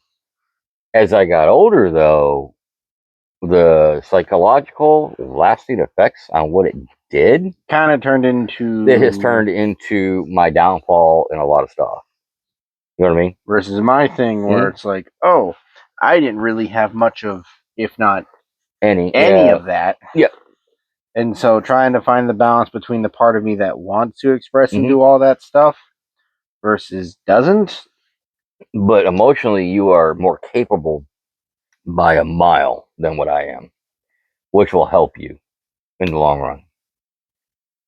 Now going through stuff as a teenager, yeah, that kind of has its own trauma and damage. Okay, I get it. But so you tend to latch on quicker, whereas I tend to keep everything at an arm's distance. You keep everything at a 39.5-foot pole distance. True. So grown ass veteran, country dude, one of those guys that's like, this is not me saying big head or whatever, tough as nails, right? Yeah. And admit that at a very young age, I went through a growing process with somebody that everybody ignored. And it does affect you, even if you are a tough as hell guy. He was one pregnancy away from literally becoming the plot of That's My Boy. Yes. Like, that is not an exaggeration. I will say that plainly. Now, people out there that hear that are like, oh, you got to deal with it. You got to talk to somebody. You got to do this. Look, I am talking to somebody, talking to you, and I'm talking to all you out there saying, look, no matter how tough you are as a person, shit can affect you.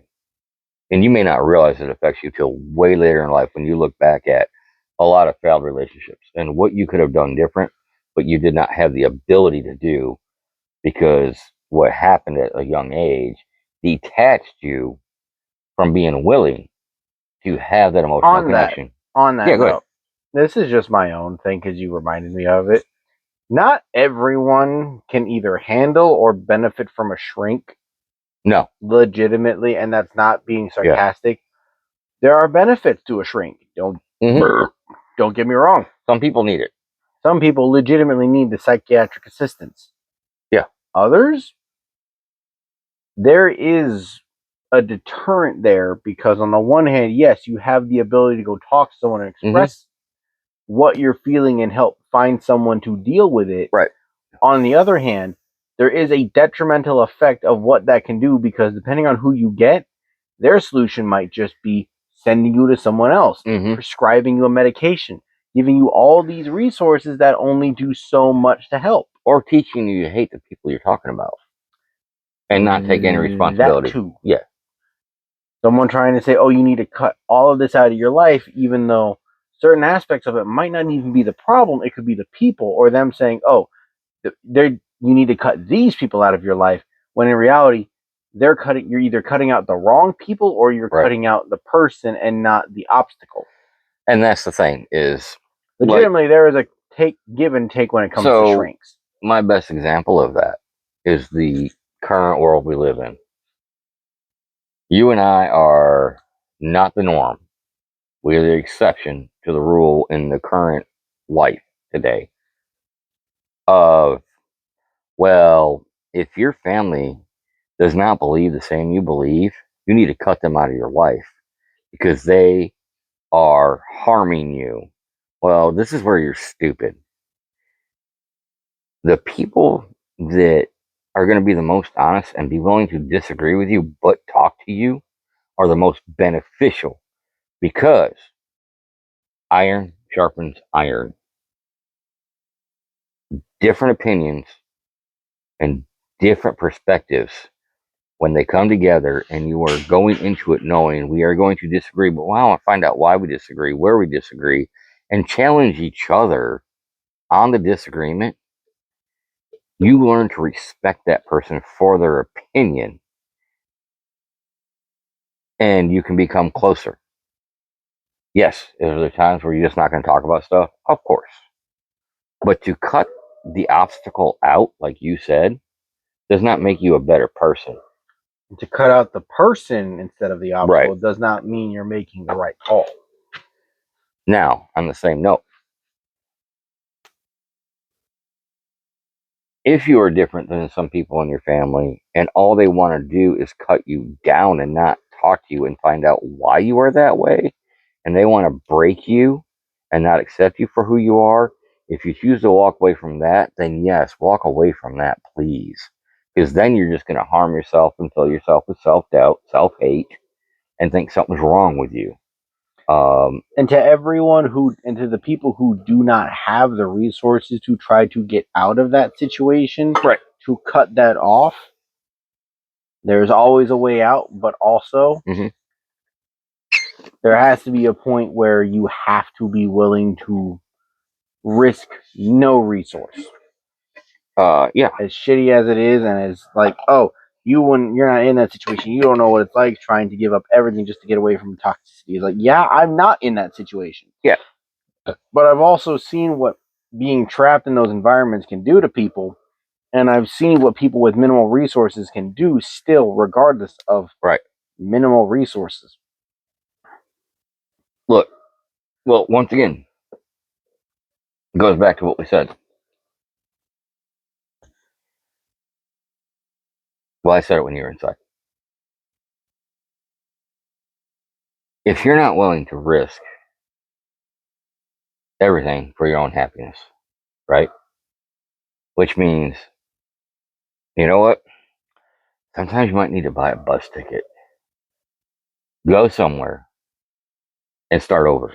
And should someone under legal age, if you are a minor, Well, yeah, and you have to find a resource to get out of a very bad situation, legitimately go to a firehouse, find your local child care service representatives, go to an orphanage even, legitimately, because an orphanage, I know it's a hard life, but no, I'm not saying that. I'm saying, like, if you want to find another representative, that's what I'm saying. If you had to find a local orphanage, find a firehouse, go to the cops, even your work, like if you have a job or you know someone who is in touch with that resource and that environment, and you legitimately do need to get out of that environment, take whatever opportunity you have.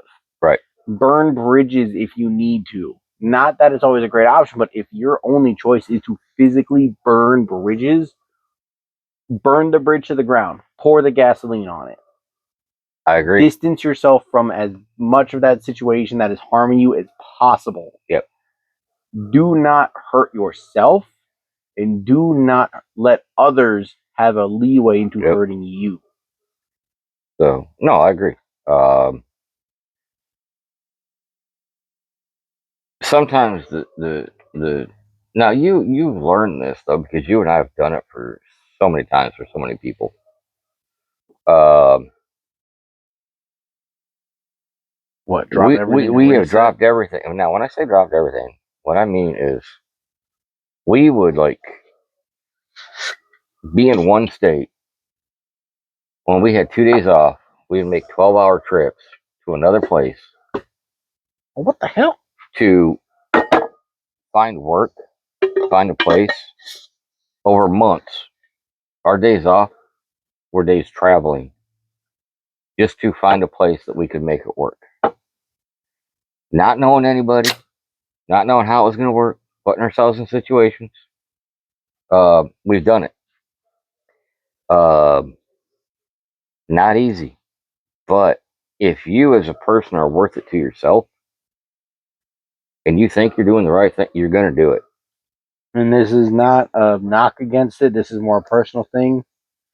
If you cannot do it for yourself, find someone who you can do it for. If there's Oof. someone in your life that you are willing to make the effort for, like if there is someone who you know cares about you and you are willing to make the change and make the betterment for yourself, Doesn't have to be but family. for them. No, it does not have to be family. That's what I'm saying. Yes. Oh, no. I'm going to do a thing because you Okay. said that.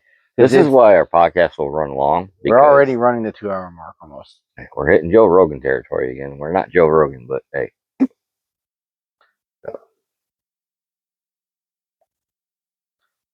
You know how people like to use blood is thicker than water as a very serious thing about, oh, family is always more important?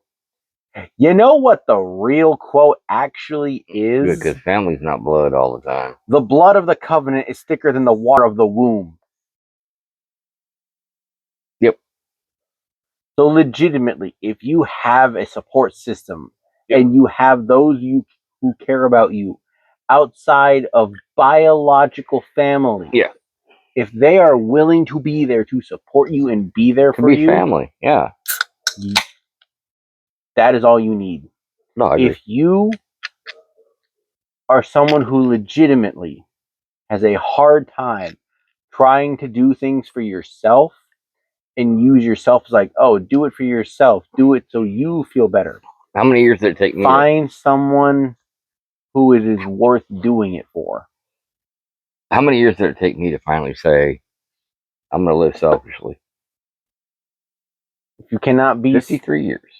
If you cannot be selfish for yourself, find someone worth being selfish for. And this is where I'm going to disagree with him a little bit on this. I get the statement, right? But I think when push comes to shove, being selfish for yourself will force you to find people that value you as who you are.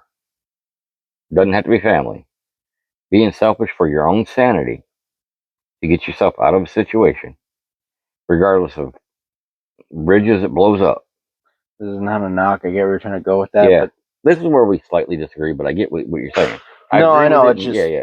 I use a different term. I phrase it differently. No, it's not just that. I mean it exactly how I say it. Is if you yourself literally cannot, like, if being You selfish can't have for the self-importance. if being selfish for yourself is not enough to keep you sane, but there is the ability, like there is someone in your life who does not harm you, and you can find someone or something in your life to be selfish for, be selfish for them. Or well, that would be the first step into taking care of yourself, I guess. Yeah, I can see where you're coming from on that. This is not a knock. It's just sometimes there are people who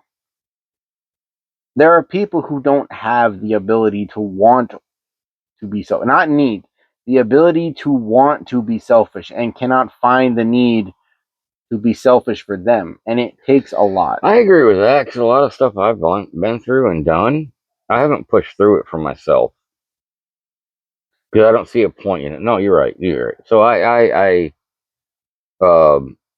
And that one's being more personal towards me because I No. really, I agree with that because and it's little things. Like, I know, like, it's little things. Like, my hygiene. Like, yeah, even though we don't have a bathroom, it's legitimate. I have a hard time I find it hard taking care of myself for myself. finding time. No, I get what you're saying. Not just Okay. time. Yeah. Time isn't an issue. This is a conversation we haven't had, so No, this is. believe it or not, we have a lot, but this is one we haven't had. Like different. It doesn't mean yeah. time anymore because I have the time half the time to do stuff outside. You just don't with see the hose. importance of it for you. I'm not enough Personally, for me sometimes. Well, yeah, no, I get that. And being selfish for my own sake isn't enough, and Right. it helps To have having somebody else there to do someone it or for. Yeah. someone or something to give you a reason Yeah. to be selfish. And that's not saying make someone else your entire personality. No. That is not saying dedicate your whole Lose being. yourself for the sake of someone else. No. Do not hyper focus on someone. Do not use someone else as a distraction from your shit. Use them to push you to get out of that distraction, to push you. But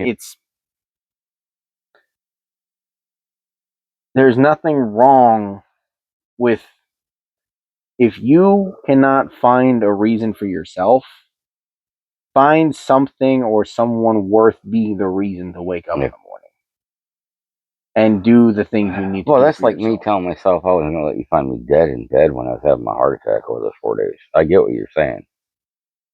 I wasn't saying live because I want to live. No, I understand what you're saying.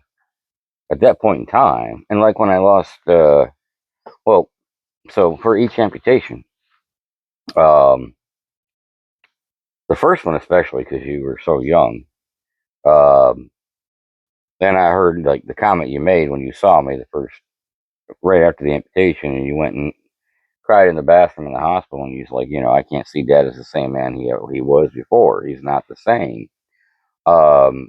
What forced my recovery to happen as fast as it did was the fact is I wasn't doing it for me at that point in time. It was literally I heard what I found out what you said, and I realized I still had to be an example of raising a young male to teach him the strengths of what it would be to be to raise you to be a strong man. You know what I mean? Come on. See, he just squirreled on me. We were having a good conversation. No, we're still having a good conversation. No, he's on a bug. He didn't even. So, but yeah, so like my recovery it really wasn't for me how fast it happened. It was to teach. I scared him, but we had a special guest. Okay, to teach him what it was like to be strong. Okay. So I wanted to be an example to him to let him know that no matter what life throws at you, you can overcome it. So that was my focus. And it was also to prove a lot of people wrong. We had a lot of people that did not think I could lead a normal functional life. A lot of people really did not believe you could be They didn't. A sufficient human being again. And even on this day, like I said, now that I'm a double amputee, it's been still less than 2 years. I have a lot of people in my life saying, don't try to push to do this. It's too hard. Even though he's 25, I'm still his dad. I'm still trying to be the example of, look, and I know y'all are like, oh, you can't say as a man and all that. Well, bullshit. As a man, you can still work. You can still provide. You can still have a good, functional life, even without the legs. You can still provide for those around you. So yeah, I agree. My recoveries were never really focused on me. They were focused on being an example to him of, look, I raised him as he was growing up. His mom and I raised him like nothing in life can stop you. You can get through anything. And unfortunately, You should know by now. Or I'm not gonna wanna fortunately- risk hurting a big insect. I know, unfortunately or fortunately, the way that I was raising you about no matter what life throws at you, you can do it. I literally had to practice what I preached when life threw that at me. So it became my focus to show you that what I always taught you or told you, what we always taught you and told you growing up, I had to do. Because if I didn't, then I would fail you as a father by not practicing what I preached. So yeah, you became the focus at that point. I'm like, no, I'm going to show him that I've always said nothing in life can stop you. So and there were moments where you were at school, your mom was at work, and I would drag myself to the gym. And when I would get home, I'd be in so much pain, I would sit there and want to cry. Couldn't move. But you guys never saw that. I did it when you weren't around. And I wanted to give up a lot of times, but it kept bringing me back to no. As his father, I need to show him that what I said is true. You can do it. So yeah, with what you said about like if you can't do it for yourself, find someone to do it for. You're not wrong at all. In that respect, Like I said, but there are people out there that don't have anybody to do it for. that's why I also when said you're if in you that can find position, something, a cause, anything, even if it's not like friends. Like say you can help another, like someone younger, and focus on helping them through a hard time. Whatever you got to do, find value in yourself to share and get through the hard times for other people to show them.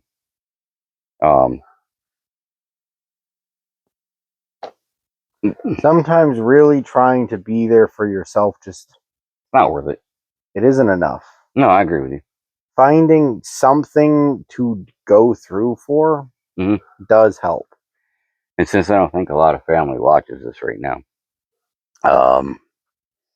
after the heart attack, when we had talked, and what he says, we're basically homesteading. So the goal by this winter is to have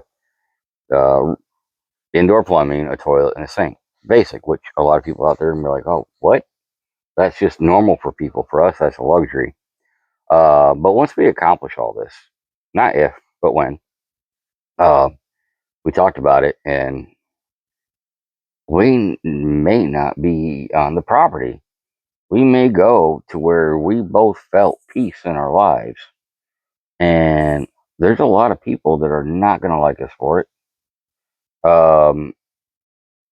But it doesn't matter because we are finally at a point where we're putting ourselves first.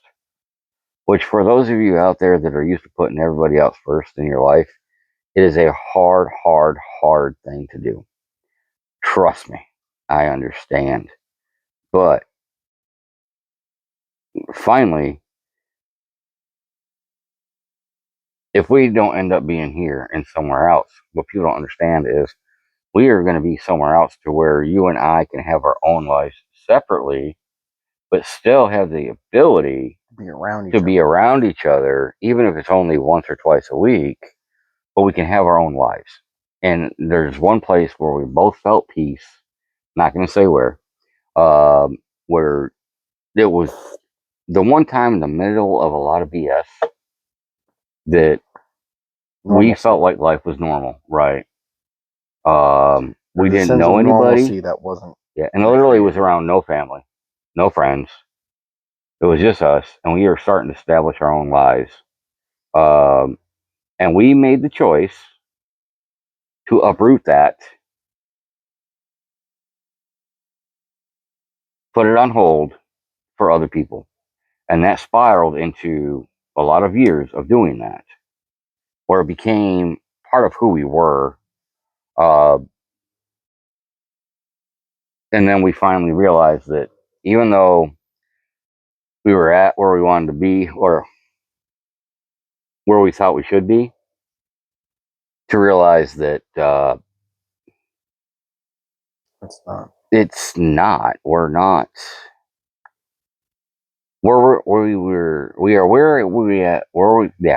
We are where we need to be at now, but not where we need to be later, and we've realized that.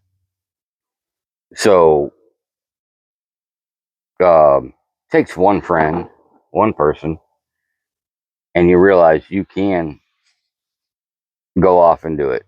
And if the bridges get burnt, they get burnt. Because that just means at that point that the people that you thought were the closest to you didn't value you like you valued them. And once you realize that, you can put the value on yourself. And on my comment, there is a limit to finding something else to be your reason. Yeah. And I'm going to make a comment when I come back. Because legitimately, not to cut you off. No, you're good. Go ahead. You can find someone to be your reason, and you can find someone to make your focus, but it can hurt you. It can hurt you more than you think it will. And the problem is, if you don't have anything else to turn to, and if you've made that your entire focus, it's hard for you to find something else. And it'll take you years to find something different. And then when you start finding something, or if you just can't find something, then you really start to wonder, what is the point of just going through the day with nothing to really care about and to put towards? And that's not to say you can't have something put that focus towards. Yeah. And that's not saying, it can't be you, it can't be someone or something. And that you could legitimately just go through the day thinking, this is my life. And You're a rambling man right now. a little bit. You are. You're the beer rambler right now. Weirdly, no. No, the way you're talking, I'm saying. I know, and the sad thing is, it's really not even. This is actually just me. Comment. I don't know, because you kind of lost me. Because first you said find someone to make it your purpose, and then you said if you find someone to make you purpose, then it may not work. It can hurt you. So because there's a limit. You are looping. You're spiraling. You're going down the drain. You're hitting the conversation and negating the conversation, then hitting the conversation. Hey. That's okay. I get what you're saying. I got in a thought, and that thought kind of just was a brick wall for 2 seconds. And this is why when we write, I go back into the books and find like the rambling parts and like, all right, we gotta go off track here. It is supposed to have funny. God dang, that hurt. Just like the bell. Mm-hmm. But sorry for that. Didn't mean to ramble. Yeah, we really haven't. I mean, I'm telling you, once the Megan Fox thing ended, it's just been topic from topic to just going. Just hey, 2 hours. Blabbering. I think your hat is progressively getting more and more tilted. No, it's because I'm sitting like this because I'm trying to be in the. No, I'm being serious. I think it's just progressively. I haven't touched it. No, don't put it. No, you ruined the vibe. Oh, shut up. You ruined the vibe. But you ruined the you've kind of like mellowed my freaking. Did I mellow the vibe? You mellowed my vibe, which is fine. I'm good with that. I did not mean to mellow the vibe. There was a thought that y'all are like going to be in the middle of this throw and be like, what the hell happened to that freaking beardless, freaking legless dude with the hat? Well, I can bring it back a little bit and just start saying so Gen Alpha words. Skibbity, bombardillo, crocodillo. Skibbity. There you go. Skibbity. I don't care. I need to piss off the boomer. I don't even care. I'm not a boomer, you Fraggle Rocker. It was working. It worked. Jeez. So this is like our podcast will hit these, and if any of y'all that start watching these get to these points, first off, thanks, because I think we have lost a mojo on this video, and it's just sounding like two sad, lonely like dude. There are podcasts talking. that are like that, I know, and it's fine. where it's not even been bad talks. Even No, with it's me just looping, mellow. even with me looping, because Yeah. I'm not even swearing as much as I was. It's very mellow. Yeah, I mean, it's all right though. We don't do mellow very well, very often. What's the one meme of Elon Musk where he's just like, really mellow, I mean, yeah, you would. really mellow.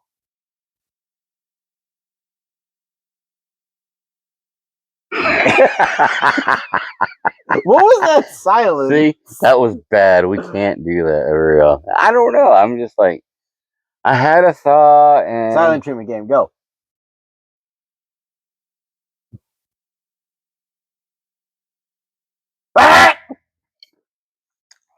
Damn. it's like the TikTok of when men like get their wives or girlfriends and they're like, hey, we can do one thing that women cannot do, and they back up and they quit talking. And the wives and the girlfriends sit there and be like, what? What is it? What is it? What are you doing? Standing that way? I don't get it. What's the whole point of this? What are you doing? And literally, it's like, men can shut up. Or the the TikToks where it's the girl asking the guy, where it's like, say one word that will just piss off any woman. He's like, okay, come on, say the word. Yeah. Say the word, and he's like, Okay. okay. Say the word. Yep. Just say a word to piss a woman off. It has to be one word. Okay. Okay. Fucking say the word. Exactly. And I'm just watching, like. And see, that's the funny thing. So, ladies, hey, Hey, ladies. Hey, I know we've been saying this for probably centuries to women, but their over processing, overworking brains cannot comprehend it. Not saying y'all stupid, you just can't comprehend this. Men are very basic. Yeah. And it's not to say women can't be. If they say, hey, what do you want to do? I don't know. What do you mean you don't know? There's got to be something you want to do. I don't know. Well, I mean, seriously, if you want to do one thing, what do you want to do? I don't know. We could just sit here. No, not sit there. I mean, really, what do you? And they get so pissed off. And literally, we are literally telling you, I don't know. I can just sit here. We're good. And then you egg it on because you're like, oh, there's something that they really want to do. I mean, you can't just say you don't want to do nothing. Just there's really got to be something you want. No, literally, look, we are basic creatures. Okay, so I'm gonna say it this way, and I'm gonna insult like half the men out there because that's y'all stupid. Insult them. Insult them. A man and a woman. a man when they is love each other. no. A man is very basic. Look, food in my belly, beer in my hand. Okay, even if you're not a drinker, food in my belly, drink in my hand, and just comfortably sit back and relax. I'm not normal then. You give us that, we'll be pretty much happy. Don't need much else in life. If you're there next to us, we're good. Well, you got to want more out of life. Wait, why would I want more out of life than this? And again, that is someone I love next to me, a full stomach, a drink in my hand, and to be able to relax next to you and just have a good conversation. Thing today, it is not full. What? You eating one thing today? Your stomach is not full. I have had salty nuts in my mouth before I had my beer, and now the salty. People say you're not an ally. Hey, sometimes a salty nut in your mouth going down your throat right before a beer, all you need. Oh wait, yeah, salty nuts, you dumb fucks. I mean, dumb frigger fraggers. He likes Bofa. The flinging flacker is a bofa. Bofa these nuts in your mouth. I got it! I got it! You don't know how badly I have been waiting to make that joke. It worked. It worked. It worked. It worked. It worked. Oh my god!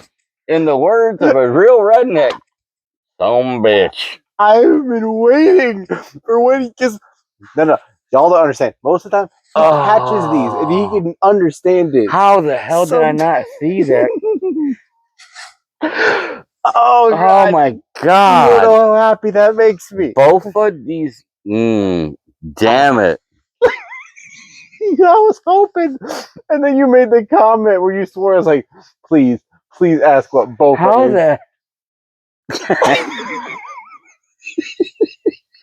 See, this is when you know someone works. They really freaking get a smart ass. And when they finally get that smart ass, it's an accomplishment.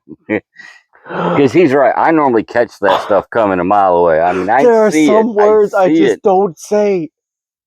And I think I was like, I don't. No, I replayed the whole thing in my freaking head the minute I took a God. sip. Holy crap! You little. Mmm. That's almost as bad Wow. as Ligma. See, and this is why, if you made it this far, Oh God.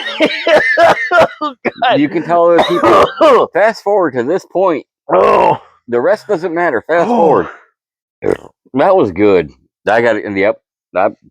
You don't know how bad I'll I've give been you a waiting. yep. I have been waiting, Bofa. That's funny. No, you got me on that one. Holy crap. That was I am normally the one that does this. I normally don't get got. I am proud of you. I heard that.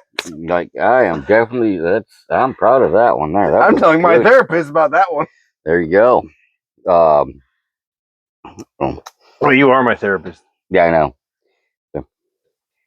Yeah, okay, so back to the therapy thing. Like this is our therapy, literally. Oh, that was. We will have conversations and stuff that we know if this ever picks up, even if it don't, we're gonna keep doing it. But if this ever picks up, people are going to literally God, I'm sit never there and peeking. watch us have kind of conversations that like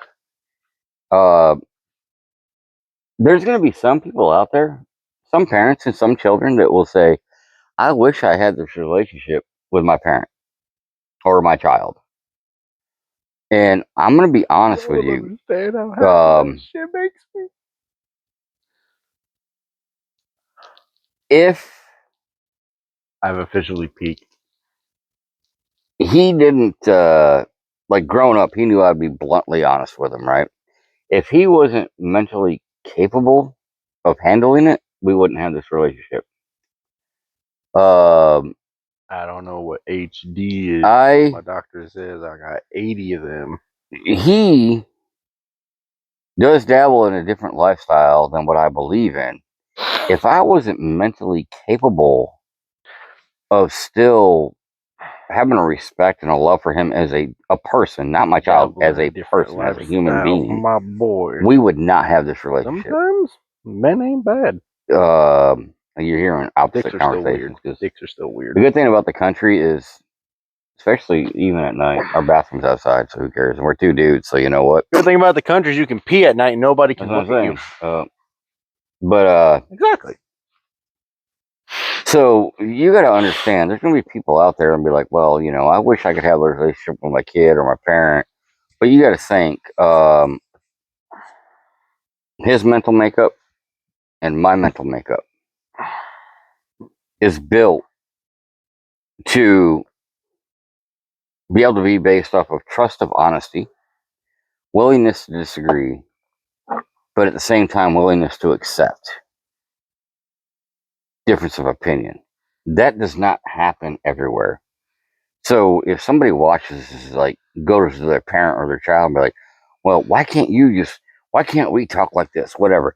And one of them is going to say, well, I can't accept who you are, so I can't really just understand it, and I don't want to understand it. Well, that's on you. What I like about the way we are, it's not common. That's the biggest thing. It's not common because you know what? It's not easy. And when I say it's not easy, let me tell you, um,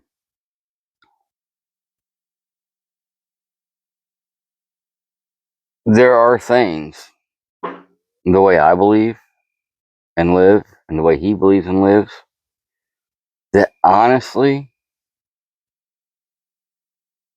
if we weren't who we are individually and trust each other, Oh, I would have legitimately left break the us- house, and I would not be. it living would with break either us of my apart in parents. 100%. It would, 100%. But because of who we are and we know where we stand, we are able to discuss stuff. We are able to talk about it. We are able to disagree, and we will have the same conversations about stuff that we know we're going to disagree on. We just know it, but it's important to have as a reminder of, look, I still respect you as a person. I love you as my son, but You just don't agree with it. I value you more as a person than I love you as a son. You know what I mean?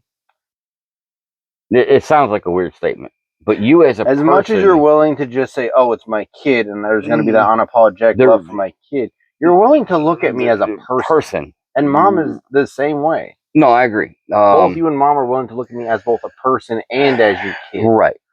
Like, I mean, you're biased. there are moments sometimes where I end up playing the dad card on stuff out of just like, hey, respect's got to be given in certain areas. Which there is that line. We understand that line is there, which is fine. But 98% of the time, when we actually have our talks, I am just talking to a person that I have respect for. You're barely in frame, by the way. I know that I have respect for, because you're willing to stand on your beliefs. You're not going to knuckle under your beliefs I'm just sitting, to appease me. You know what I mean? Yeah. I can respect that as a person, not my son, person. And you know when you'll bring stuff up that I will disagree with, but you're not afraid to bring them up because you know you're going to get an honest conversation out of it. I should be afraid to talk to you or mom about shit. You shouldn't, but the problem is all these influencers, which are freaking idiots, divide families because they say your differences should divide you, not your differences should bring you together, which is stupid. Honestly, it would make more sense if they said your differences should define you and help you be who you are. Yeah, but they want it to divide you. No, that's why I said define. No, I'm agreeing with you. No, I'm agreeing with you. They want it to divide, because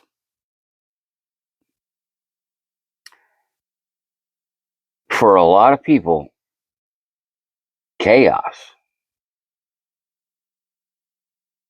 makes them feel value because they have no peace in their own damn life. Yeah. And unfortunately, I'm not gonna say that's half the country, but that's like a solid 30 to 40%. Almost 40. I won't say 50. Just over a third. Just over a third of the country. And I say that for this reason. We did that for this reason with a hand. Because you know there's going to be a point that's going to be like, people are going to like it, or people are going to take it as exactly. Oh, you mean a point? They're going to take it as a value point, or they're going to take it as, oh, he's saying fuck you. You're right. A little bit of both. A little bit of both. I do watch a lot of YouTube. No, it is a little bit of both. And I don't just watch, well, hell, my name is Mike Simpson, and I like to watch me from Sky News and Fox News, and I'm going to listen to this right-sided stuff because all y'all on the left are crazy, crazy people that crazy, y'all just stupid crazy, and you don't know foolish liberals. No, y'all might think I'm going to come at you that way. But no. When I watch YouTube, I watch everybody from every side of every opinion. And the Alphabet Mafia, y'all are so freaking stupid and hung up on being closed-minded that you don't understand what it's like to actually be a person, because you mindlessly follow other people to where you have no opinion of your own. And when you're by yourself and you're asked for an opinion, you can't come up with I don't do that. I said Alphabet Mafia. Shut up. You're I not. am technically part No, of it. no. Let me finish. Now, those of you from the LGBTQ are not the Alphabet Mafia. I get what Right.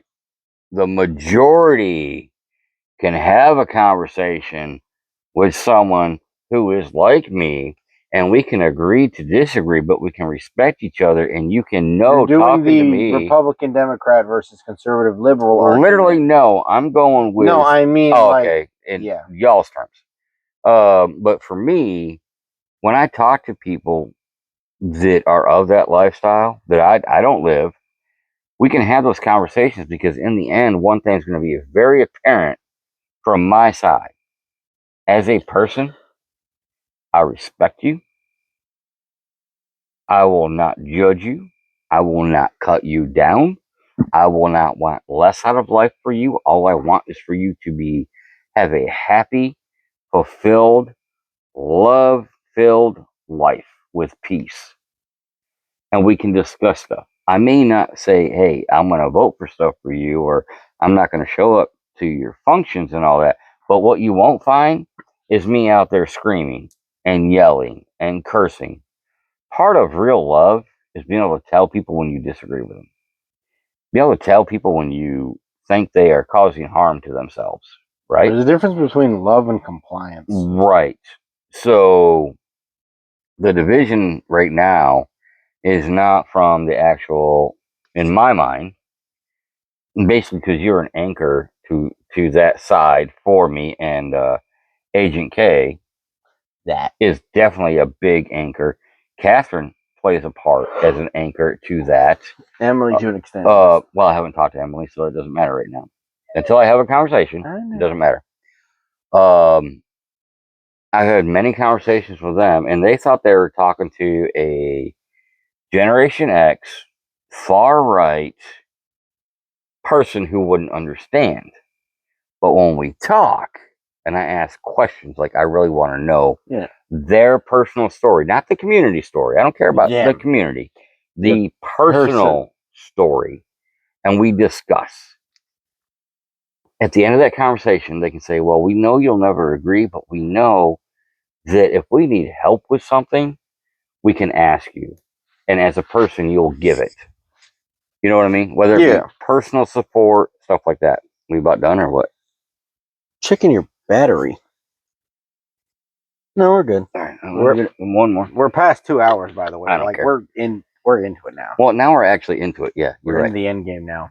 At least I can wear rings on my hand and not my legs. If I had to put the rings on my toes, we'd be screwed. Actually, no, because with all my prosthetics, I got like 30 Did you get toes. the one out of your can, by the way, your bottle? Oh, yeah. You did? Yeah. Okay. Let me get one more. See, if we could start our podcast in reverse, like get the stuff, the flow out early, we'd probably have shorter ones. But that just takes away boring. That takes away from us. Yeah, I agree. It'd be boring if we did that. And this is where if his friends start watching these and we say, hey, we're going to do one, I really want y'all to call in because him and I can have these conversations and literally it's nothing but lip service. Hi, Jane. Because it's father-son talking. So anybody can watch this and be like, boop the kitty snoot. Well, yeah, you can say whatever you want because your son's just going to agree with you. Well, first off, no, he won't. Context. He will call BS where he sees it. But that doesn't matter. You're going to think that. But beer. If we do this and one of his friends calls in this whole beer, I don't. And shares experiences of talking to me or wants to talk to me and question and push me, that's where the rubber hits the road. And that's where me saying this. I'm going to share this with y'all because he'll have absolutely no idea. Will either force me to be true to what I say shaking the or show myself as a hypocrite. Out of his beer. And here's one thing. The trick with him is sometimes the only people that have to remember what they say is a liar. Catches it. If you tell the truth and you're honest with who you are, you don't have to remember what you say. Because you're going to live that example. I like to leave gaps in time. You're going to live those values. When I'm going to do it. And so he's not prepared But when I So to have a ultimately shake the chance beer, to have or the background someone noise. talk to us on the phone Also prepping coffee or whatever, Morning. and have y'all see them try to call me out, or have John and his friend come at me with questions not and my fault. comments Get and it. I can't. situations and watch me I respond. No, we You're all not sit going and to drink coffee see if I'm in a me pissy mood, break and cuss them and out it is as black as or humanly tell them I don't possible. want to talk to them. You won't see it. I will have that But discussion, Jake can do sometimes just fuck and with it's them. okay with me. It does not matter. So, but I think I really do want you to reach out to Agent K before our next podcast. I'm not taking a Bud Light, you little shit. Why did I give you mine? I'm not Dylan Mulvaney. Ha ha ha. Y'all gonna hate me because you can't say that about someone that's trans. I can say what I want. Wait, who? Dylan Mulvaney. You. Hey, Dylan, you got your revenge.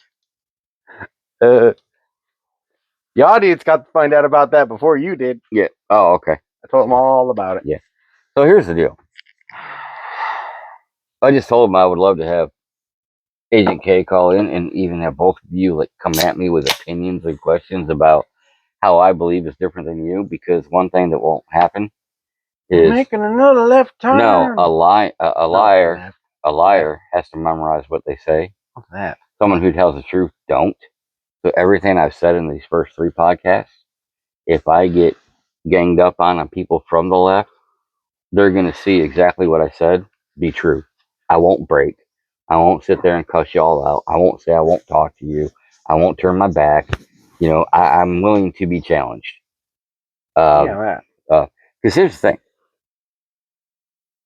We've been very coded on what we say on some of this stuff. So let's just be blunt. What? I'm going to say we've been coded on. I've been like vague on how my comments are on some things. Then just say vague. No. So what I'm going to say is this, and you can agree. And if this makes people want to comments and call me and question me and try to change my mind, go ahead. Do I agree with the lifestyle of the LGBTQ? Go. Nope, not at all. You agree that I am part of the LGBTQ? 100%. No, you are. I mean, I said, do you? No, that's not what I meant. Do you agree with me being part of the community? okay, so that's a loaded question. Here's the. It's No, not there's a follow-up. Yeah. No, yes or no question. And then there's a follow-up question to that. That's not a yes or no. Well, I'm going to answer it though, and you can do the follow up. Do I agree with you being a part of it? That was, Yes, I do because of who you are. But do I still agree with that lifestyle, even though you are way part to of take it? away my fucking loaded question. There was a point to that shit. It's not a simple yes or no on that one. That was the point, because I was going to say, do you accept me despite my choosing to be in that lifestyle? Not despite. I don't like that word. No, the despite was in the context of that, because I was literally going to ask, like, do you still respect me despite being in that lifestyle? That was literally the question. I don't like the word despite in that. No, I mean, I know what you're saying. Despite wasn't part of the question. No, the word though, I don't. I know. The despite wasn't part of it. Okay, so you ruined my flow. I know. I took his. See, you ruined my flow. This is part of me being like the honest person. He tried to do a loaded question, but me answering it in one way took away the gotcha moment. There was no gotcha moment on it. Yeah. No, there was a beneficial gotcha moment, because it was literally meant to be like, you don't agree with it. I agree that he is part of. Yeah, I agree that he's a part of it. There was a point. Do I believe in it? No, but do I respect him for living his life to find happiness? Yes. Do I think it's wrong? Yes. But that's just my opinion. You're not gonna shame me. No, that's my opinion. My opinion doesn't shape my feelings, not just you as my son, but you as a person. My personal feelings are my personal feelings. But what overrides, and this is where it's lost on the left and the right, you know what overrides my personal feelings? Being a dad. No, not at all. Because this doesn't just translate to you. It translates to Catherine, Agent K. So it's consistency with not just you, but your friends. What overrides my personal feelings is my belief and a common decency, respect, and love for a human being. And that they should be able to find happiness. But I think we should still be able to disagree and discuss where we disagree, but still support each other um, in wanting to have each other find happiness. Yeah. That's the overriding part. I can be a hard ass. I can be very strict in my thinking. But my core as a person, I believe everybody has a right to be happy. I don't have to agree with your happy how you find happiness, but I can be happy that you found it. If someone is not physically bringing harm to themselves or others, Right. And I think that open dialogue, because in the end, it doesn't even. if because okay, I believe in the Bible, and I have shared with him before that I know that some of the decisions he's making and the lifestyle that he's living down. Yes, I believe that when the time is over, he's going to be hell, and I'm not going to be in hell. That's eternity separation that I do not want from my son. Not just my son, but anybody. Now that's my beliefs. That's my core beliefs. Okay. I'm not going to force that on him, but I do share with him that the way I believe, in the end, that's my biggest fear. But I still am going to love him as a person, as a human being, and be willing to talk to him and converse with him and be there for him. I can be there for a human being. They don't have to believe the way I believe, act the way I act, for me to be there just as a human being and show them kindness and respect and understanding. And the issue is both Bofa. Democrat and Republicans that are the loudest are the dumbest, most divisive idiots in this country. They're mostly saying that everyone should be at each other's throats. They're right. Their way is right. The other way is wrong. And they cannot talk to each other because there's no point. There's always a point. The point is getting to know the person, not the life, the person. Big difference. And this is my struggle. And this is where I have an opinion that you cannot have. And I'm talking about you. That's why I looked up. Okay. Because I knew exactly where you were going. Which opinion? I gave up my own personal rights and freedoms to serve my country, to defend the freedoms and rights of people that did not. Yeah. So I can stand on saying I believe in free speech. I believe you can say anything you want. Even if it's vile, disgusting, hateful, all that. I gave up my rights because I love my country so much and my freedoms. I gave up mine so people that did not want to serve could have theirs. Yeah, and I can't say shit because I didn't give up anything. That's what I'm saying. This is my opinion that you cannot have. Yeah. So, when people do that, I have more of a right, if people are vile and disgusting, to stand up and say, I served my country and gave up my rights. So a disgusting, inconsiderate, stupid person like you can use ignorance for anger instead of educating your damn self and having your own fucking opinion. So you know what? Say what you want to say to me because I sacrifice more for you to do it than you ever would sacrifice to do it yourself. You would not do it because you're afraid, you're a coward, you're a chicken. And when you want to talk that people should die and people should do this because they don't believe the way you do, you know what? While you get done saying that to me and after you spit in my face, not you personally, people on the left that get that way, you know what I mean? When they get done saying it, you know what they got to say to me after that? Oh, by the way, I know I said all this bad shit, but guess what? Here, open your hand. Thanks for your service. No, I don't care if that was for the bit. They'd be like, thanks for your service so I could do it. They have to thank me for their right to be that fucking stupid. Who wins? Me. I don't have a bit. It's not a bit. It's a fact. So in the end, these people that are so vile on the right and the left, both, that say all this mean shit about everybody else, you know what they got to do? They say it to my face when they get done. They got to thank me because they have the right to do it. So you say what you want about me and my beliefs and how strict I am on them, but you know, in the end, you got to thank me because you have a right to have those beliefs. Oh, you're a hard ass about your It's beliefs, but you earned the right to That's what have I'm your saying. beliefs because And you gave up your right for right. others to have their beliefs. So these people that want to cut people down like me that have like a belief system that don't agree with theirs, when they get done saying all that vile shit, they literally have to thank me because they have the right to do it. You gave them the ability to have that right. That's why it doesn't piss me off. I'm like, I gave up more than they will ever give up so they could be that way. And since I was willing to do it, I have to, at my core, respect their right You don't have to like it, but you have to to respect say it because you literally I fought and defended gave up it. your right I to give them theirs. defended it.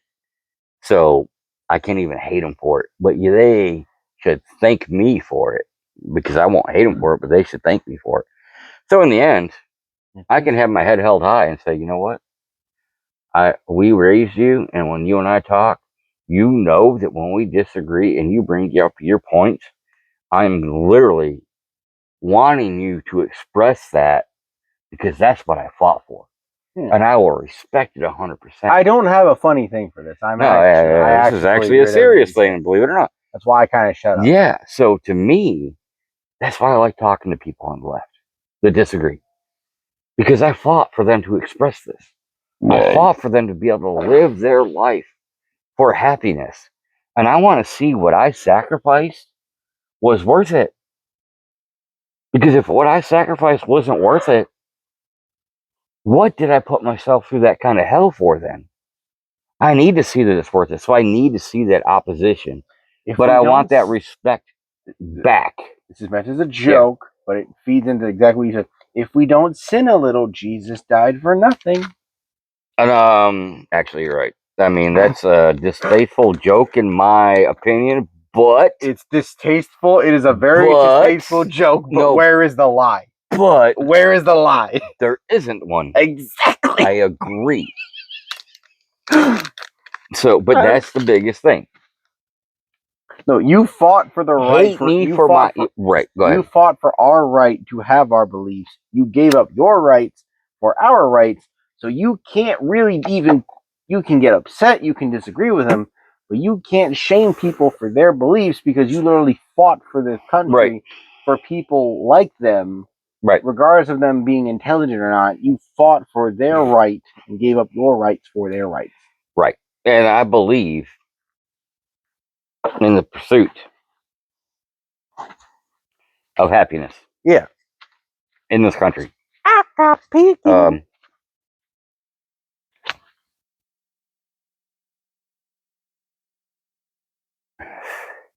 And the just like, and I'm going to cut down Republicans on this one. I'll wait for you because I'm going to actually cut down Republicans. I was actually fully able to listen. When I say Republicans, I'm even talking about Fox News. I'm talking about senators. I really was already kind of listening. So and women. Giving you permission to talk. I'm going to cut them down for this.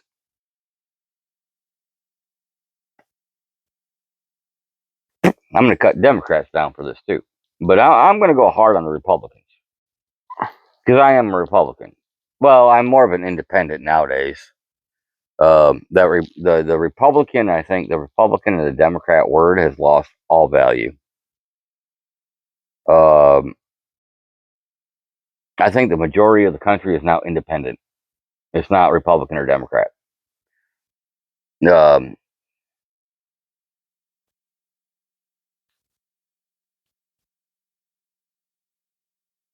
There's a 2-layer part to this comment. It's got layers. Yeah. Um,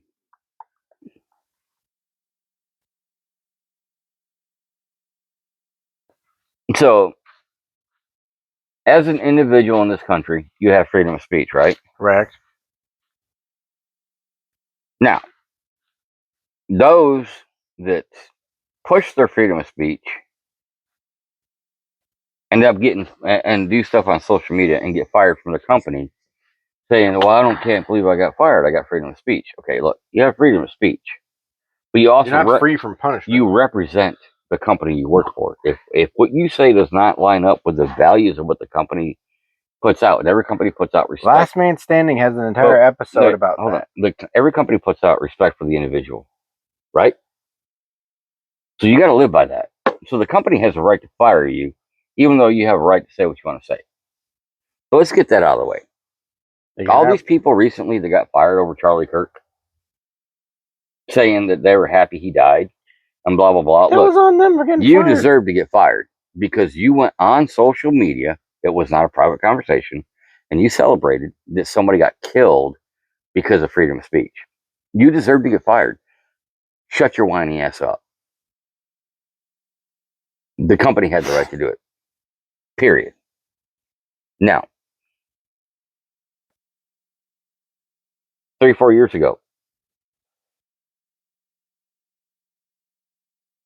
social media platforms kicked Republicans off and silenced them, closed their accounts because they were speaking what they wanted to speak. That's different because social media companies promoted freedom of speech. But when speech was said that they didn't agree with, they canceled their accounts. Right? That was wrong. I will agree with that. That was wrong. But now that what happened with influencers, politicians, news networks constantly saying anybody that voted for the Republicans is a Nazi, supports Hitler, is a sexist, is a freaking homophobic, all this stuff, and there needs to be bloodshed, right? Yeah. And the Republicans saying, well, they can't be saying that. That's not right. That leads to violence. All y'all Republicans that are saying that, shut your ass up. If you support freedom of speech is not contingent on your beliefs. Freedom of speech is freedom of speech. You can say what you want in this country. Yeah. Period. Now, repercussions of what you say, that's on you. But you are free to say whatever you want. You are entitled to your opinion, but the actions that follow are completely on you. Now, here's the thing.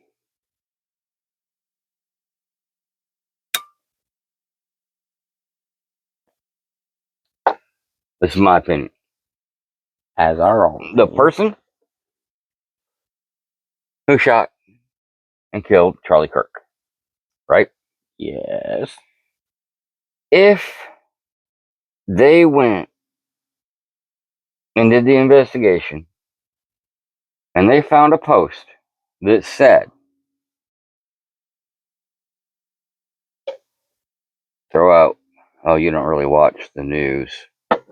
Say the thing.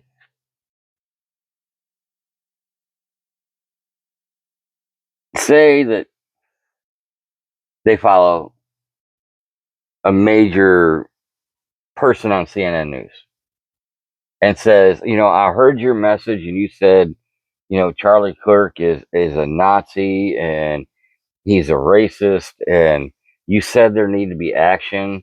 So I took action. I took action because I believe you wanted me to. I believe you were talking to me. I remember the conversation you're feeding from Right. that we had. That goes into if one person talks to a friend about their spouse and complains they're abusive, they're this, they're that, and they They don't think they can divorce them and leave them, but they want a way Is the out. influencer not And themselves an that accessory? friend went and killed the spouse, and they found out that the spouse was the one that convinced them to kill that person. Is the friend not, or is the spouse themselves not an accessory? How often do they get charged with accessory? Almost Not. all the time. They get charged with murder. So I'm not saying you don't have freedom of speech. But if your speech causes someone to act and they did it because they thought they were doing it for you and that's what you wanted, you are culpable. There is freedom of speech, not freedom from consequence. Right. Like, that's literally as plain as it can be. It's like, you have the freedom of speech. You have the freedom and the ability to express your own thoughts and opinions. You do not have the freedom to expel yourself and prevent consequence. And a lot of Democrats, you know what they're saying now? Congressmen and women in the Senate, after the attempt on Trump and the murder of Charlie Kirk and all this other stuff, they're like, well, I can't be responsible for my words. Oh, yes, yes, you can. You can. That's a bullshit answer. So I'm going to do my little buzzer thing, but it's kind of tied to recent events. No, go ahead. This is something I learned about recently, and it feeds into people who make the messed up comments online. Mhm. They had TwitchCon. I know you don't know what that is. Go ahead. Popular streamer Emaru got assaulted. Twitch didn't do shit for it. They prevented her from having her security. And then they tried making an apology saying the actions were abhorrent and they shouldn't be repeated and it was disgusting. But that aside, everyone who technically feeds into those type of actions online saying like, oh, do these disgusting things to you, are you not yourself technically feeding into the dumbass who decided to actually fuck with Emaru and do this shit to her in person? So legitimately, every person online who goes into Twitch chat and makes all these comments about Emaru and legitimately says all these disgusting, abhorrent things about her and to her, and they want to do all these disgusting, abhorrent things to her. Right. Are you not technically feeding into the dipshit who did this shit? I legitimately found out about this like a couple of days ago. That Emaru, a very attractive, popular streamer on Twitch, was assaulted. Twitch themselves did not help. A lot of people, a lot of streamers actively said, we're not going. Before what happened to her happened. I know it was a sidebar, but it actually did kind of I have remind no me. idea what you're talking about, but people that might hear this might know. So you talk. Streamers, gamers. No, you're talking. No, that's the only context I'm I just was saying giving you. you're talking to them. That's fine. Legitimately, you are not expelled from having your own right, but you are expelled. Actually, no, I got the words mixed up. You are entitled to your own rights and opinions Yes. and all that. I agree. You are not entitled to being expelled from the consequences. Right. Legitimately, you should not. If you legitimately think you have some sort of exception entitled to you away from the consequences, fuck you. Mhm. You need help, not even the regular therapy kind we're talking about, like you need legitimate, committed help to get that messed up way of thinking out of your head. Right. I did not give up my right to disrespect your opinion. So I still have that hypocrisy. No, you do. Yeah. So I can honestly say, with no due respect, if you think you are entitled to be exempt from that, no, you are not. You should not. If someone, yes, if you are like on social media feeding into these accusations and something does happen and you are cited as being a source, you are an accessory. Yeah, oh, no, I agree. Yeah. You are an accessory to whatever was. Oh, and one of the lights died, but the other one's still good. You are literally an accessory to what happened. Yep, I agree. Everyone who was making the same disgusting comments to Emaru, I don't follow her legitimately. I don't know, so that's fine. That doesn't matter. No. if you fed into those comments, and if you found out this happened and you make the comments like, oh, I'd have done the same thing. Oh, she's still attractive. Oh, she was asking for it. With all due respect, people would be making those comments. There are people who make those comments. Mhm. Look at me. We both know. We both know people are making those comments, and it's disgusting. You are just as guilty as the actual dumbass who thought it was a good idea to do this to her. So what happened to her? Just tell me real quick. She was assaulted, like legitimately sexually assaulted at a Twitch convention for streamers that streamers were already choosing not to go to because they did not like how Twitch was not caring. Okay. And So Twitch is responsible. Streamers legitimately were worried. She had actual No, I agree. security. Okay. Twitch told her, you cannot have security. They can't come in. You don't need security. Yep. And she was legitimately assaulted. So I don't have all the information. Well, what I'm saying is, so the people at Twitch that made that decision should be held responsible. Yeah, they're already being called out for it, and this isn't even talking about their half-assed apology of like, this is disgusting behavior. It shouldn't have happened. Yada yada. It's like, you denied her security. She went there with security because she was already worried, and you told her she couldn't have it. Multiple streamers didn't even want to go. I don't even follow No, I agree. Emerald. Okay. I will admit that. And I know these names mean nothing to you. This leads into a conversation you and I've had. I think when it actually hits the 3-minute mark at like 3-hour mark, we got 10 minutes. Okay, so we're not going to do another one to rehash this. This might come up later, but this won't be a whole podcast. But we've had this discussion between the two of us. We really have.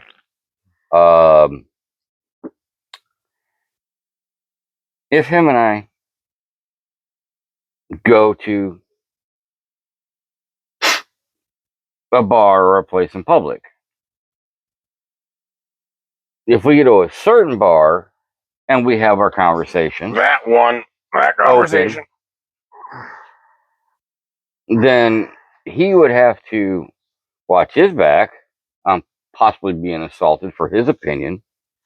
If we go to another bar, you would have to watch. I would have to watch my back, because even though we can have the discussions together and be okay with it, you know what? Screw the guidelines. I'll just say exactly what you're meaning. No, if we go to a bar and a redneck bar, like, let's say, in this first example, if we go to a redneck bar and something happens and I start being called out for by my lifestyle, and people want to target me for that, that's a real possibility.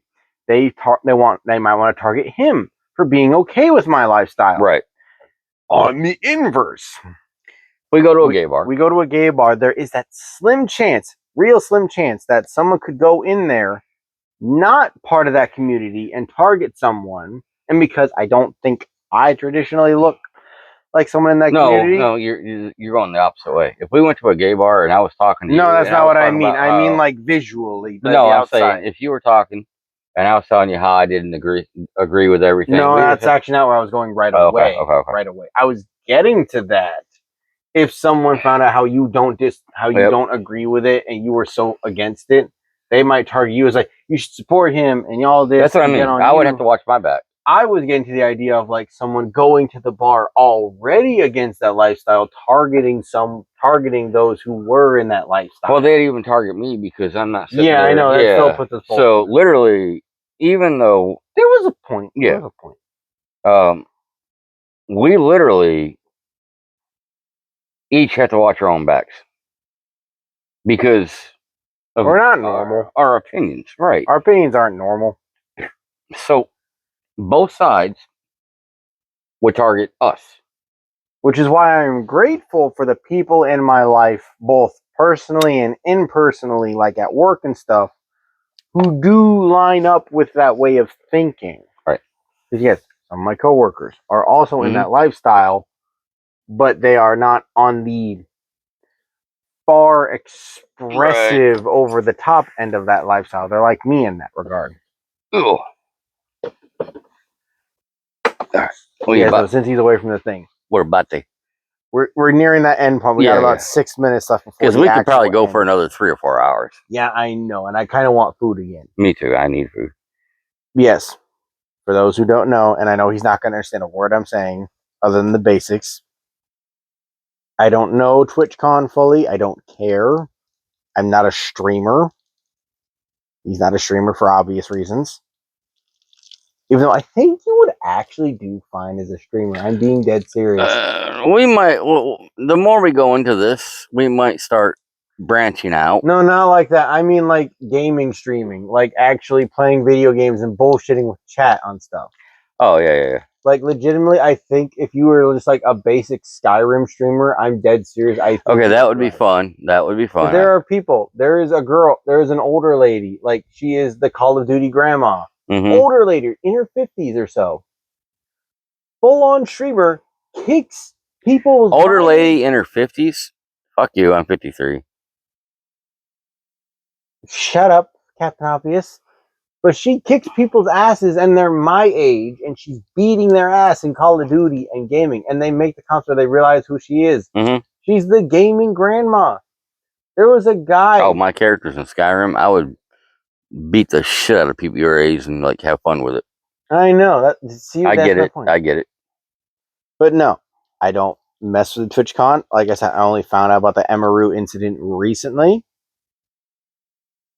Anyone who has that disgusting behavior towards any woman on a social media standing, this isn't even a touch grass joke. Please have a normal conversation with a woman or just anyone. Because I'm sorry, I hate that we are still at the point as a society that we feel the need to harass and do gross, disgusting things to regular people at a convention meant to celebrate that they are regular people making the effort to advance their career and be who they are. Like, yes, it's a streamer. They're just playing video We need games to and they're clean this being. up before Dad comes over in the morning. We'll get there. We'll get there. No, I But you get what I mean. He's back. I'm gonna shut up now. All right, so I'm gonna go on Sorry. I'm gonna go on a tangent, a quick one. I might and get we're a done. trash. I might get a trash bag while you're talking. Oh, well, I mean, you can. No, I'll sit for the bulk of it. All right. So this is why the Yazaa generations, plural, Yazas, The Yizabushiza, my wizard. are so ignorant, uneducated, uninformed, self-important, least educated. I'm not leaving. I have to stand up. Least educated people out there. I'm still staying in frame though. The sad fact that y'all have created such a division in this country over personal identity, making it way too important than what it is. And then y'all look at my generation and say we don't understand. That's the part where I have brought this up before. You Yazaz are just the most idiotic and stupid generation because, and I say that with my freedom of speech, and I say it because I believe it. All this freaking force-fed, pick a side, personal freaking opinionated. If you don't like me for my lifestyle, you don't get it, and you're less than human, and you're just stupid, and we have a right to yell in your face. You guys are so moronically dumb. we talked about it. Because me, when I grew up, and once again, I will bring it out every time. In the 80s and early 90s, Nobody gave a shit. we did not give a shit. If you were a good person, you could be our friend because you were a good person. And I We made did not care about your personal life. No, Yazah, shut up. We did not care about your personal life. All right? If you were a good person and we could just hang out with you and have a good time, that's what was important. We accepted you as a person, not for your lifestyle, I forgot you're sure I got to get on but for you as a person. And this is why we get so pissed off with y'all, because you all have taken it from, you can't respect me as a person and have that be good enough. You have to bow down to my belief system. And if you don't, you're the enemy.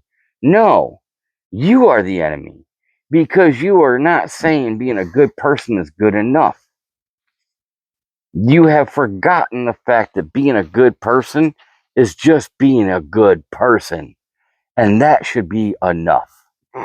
We can disagree on a lot of things, but if you're a good person and I can sit there and bullshit with you, argue with you, laugh with you, fight with you, and at the end of the day still love you as a person, that should be good enough. And anyone that says different, you're stupid. You're ignorant. You're pig-headed. You are so important to your own self. You are so narcissistic in what you think is right and wrong. You are not a good person. And I don't value your time, because it's not worth my time to explain to you that just being a good person is enough. If there has to be more to it, go suck your own dick and enjoy your lonely life, because you have no room in my life. And now we can freaking hit the end button and let y'all get pissed off about that. I was gonna make a joke, but you literally said end. I was like, okay, I'm just gonna hit the button. I'm done. Gen X is the best.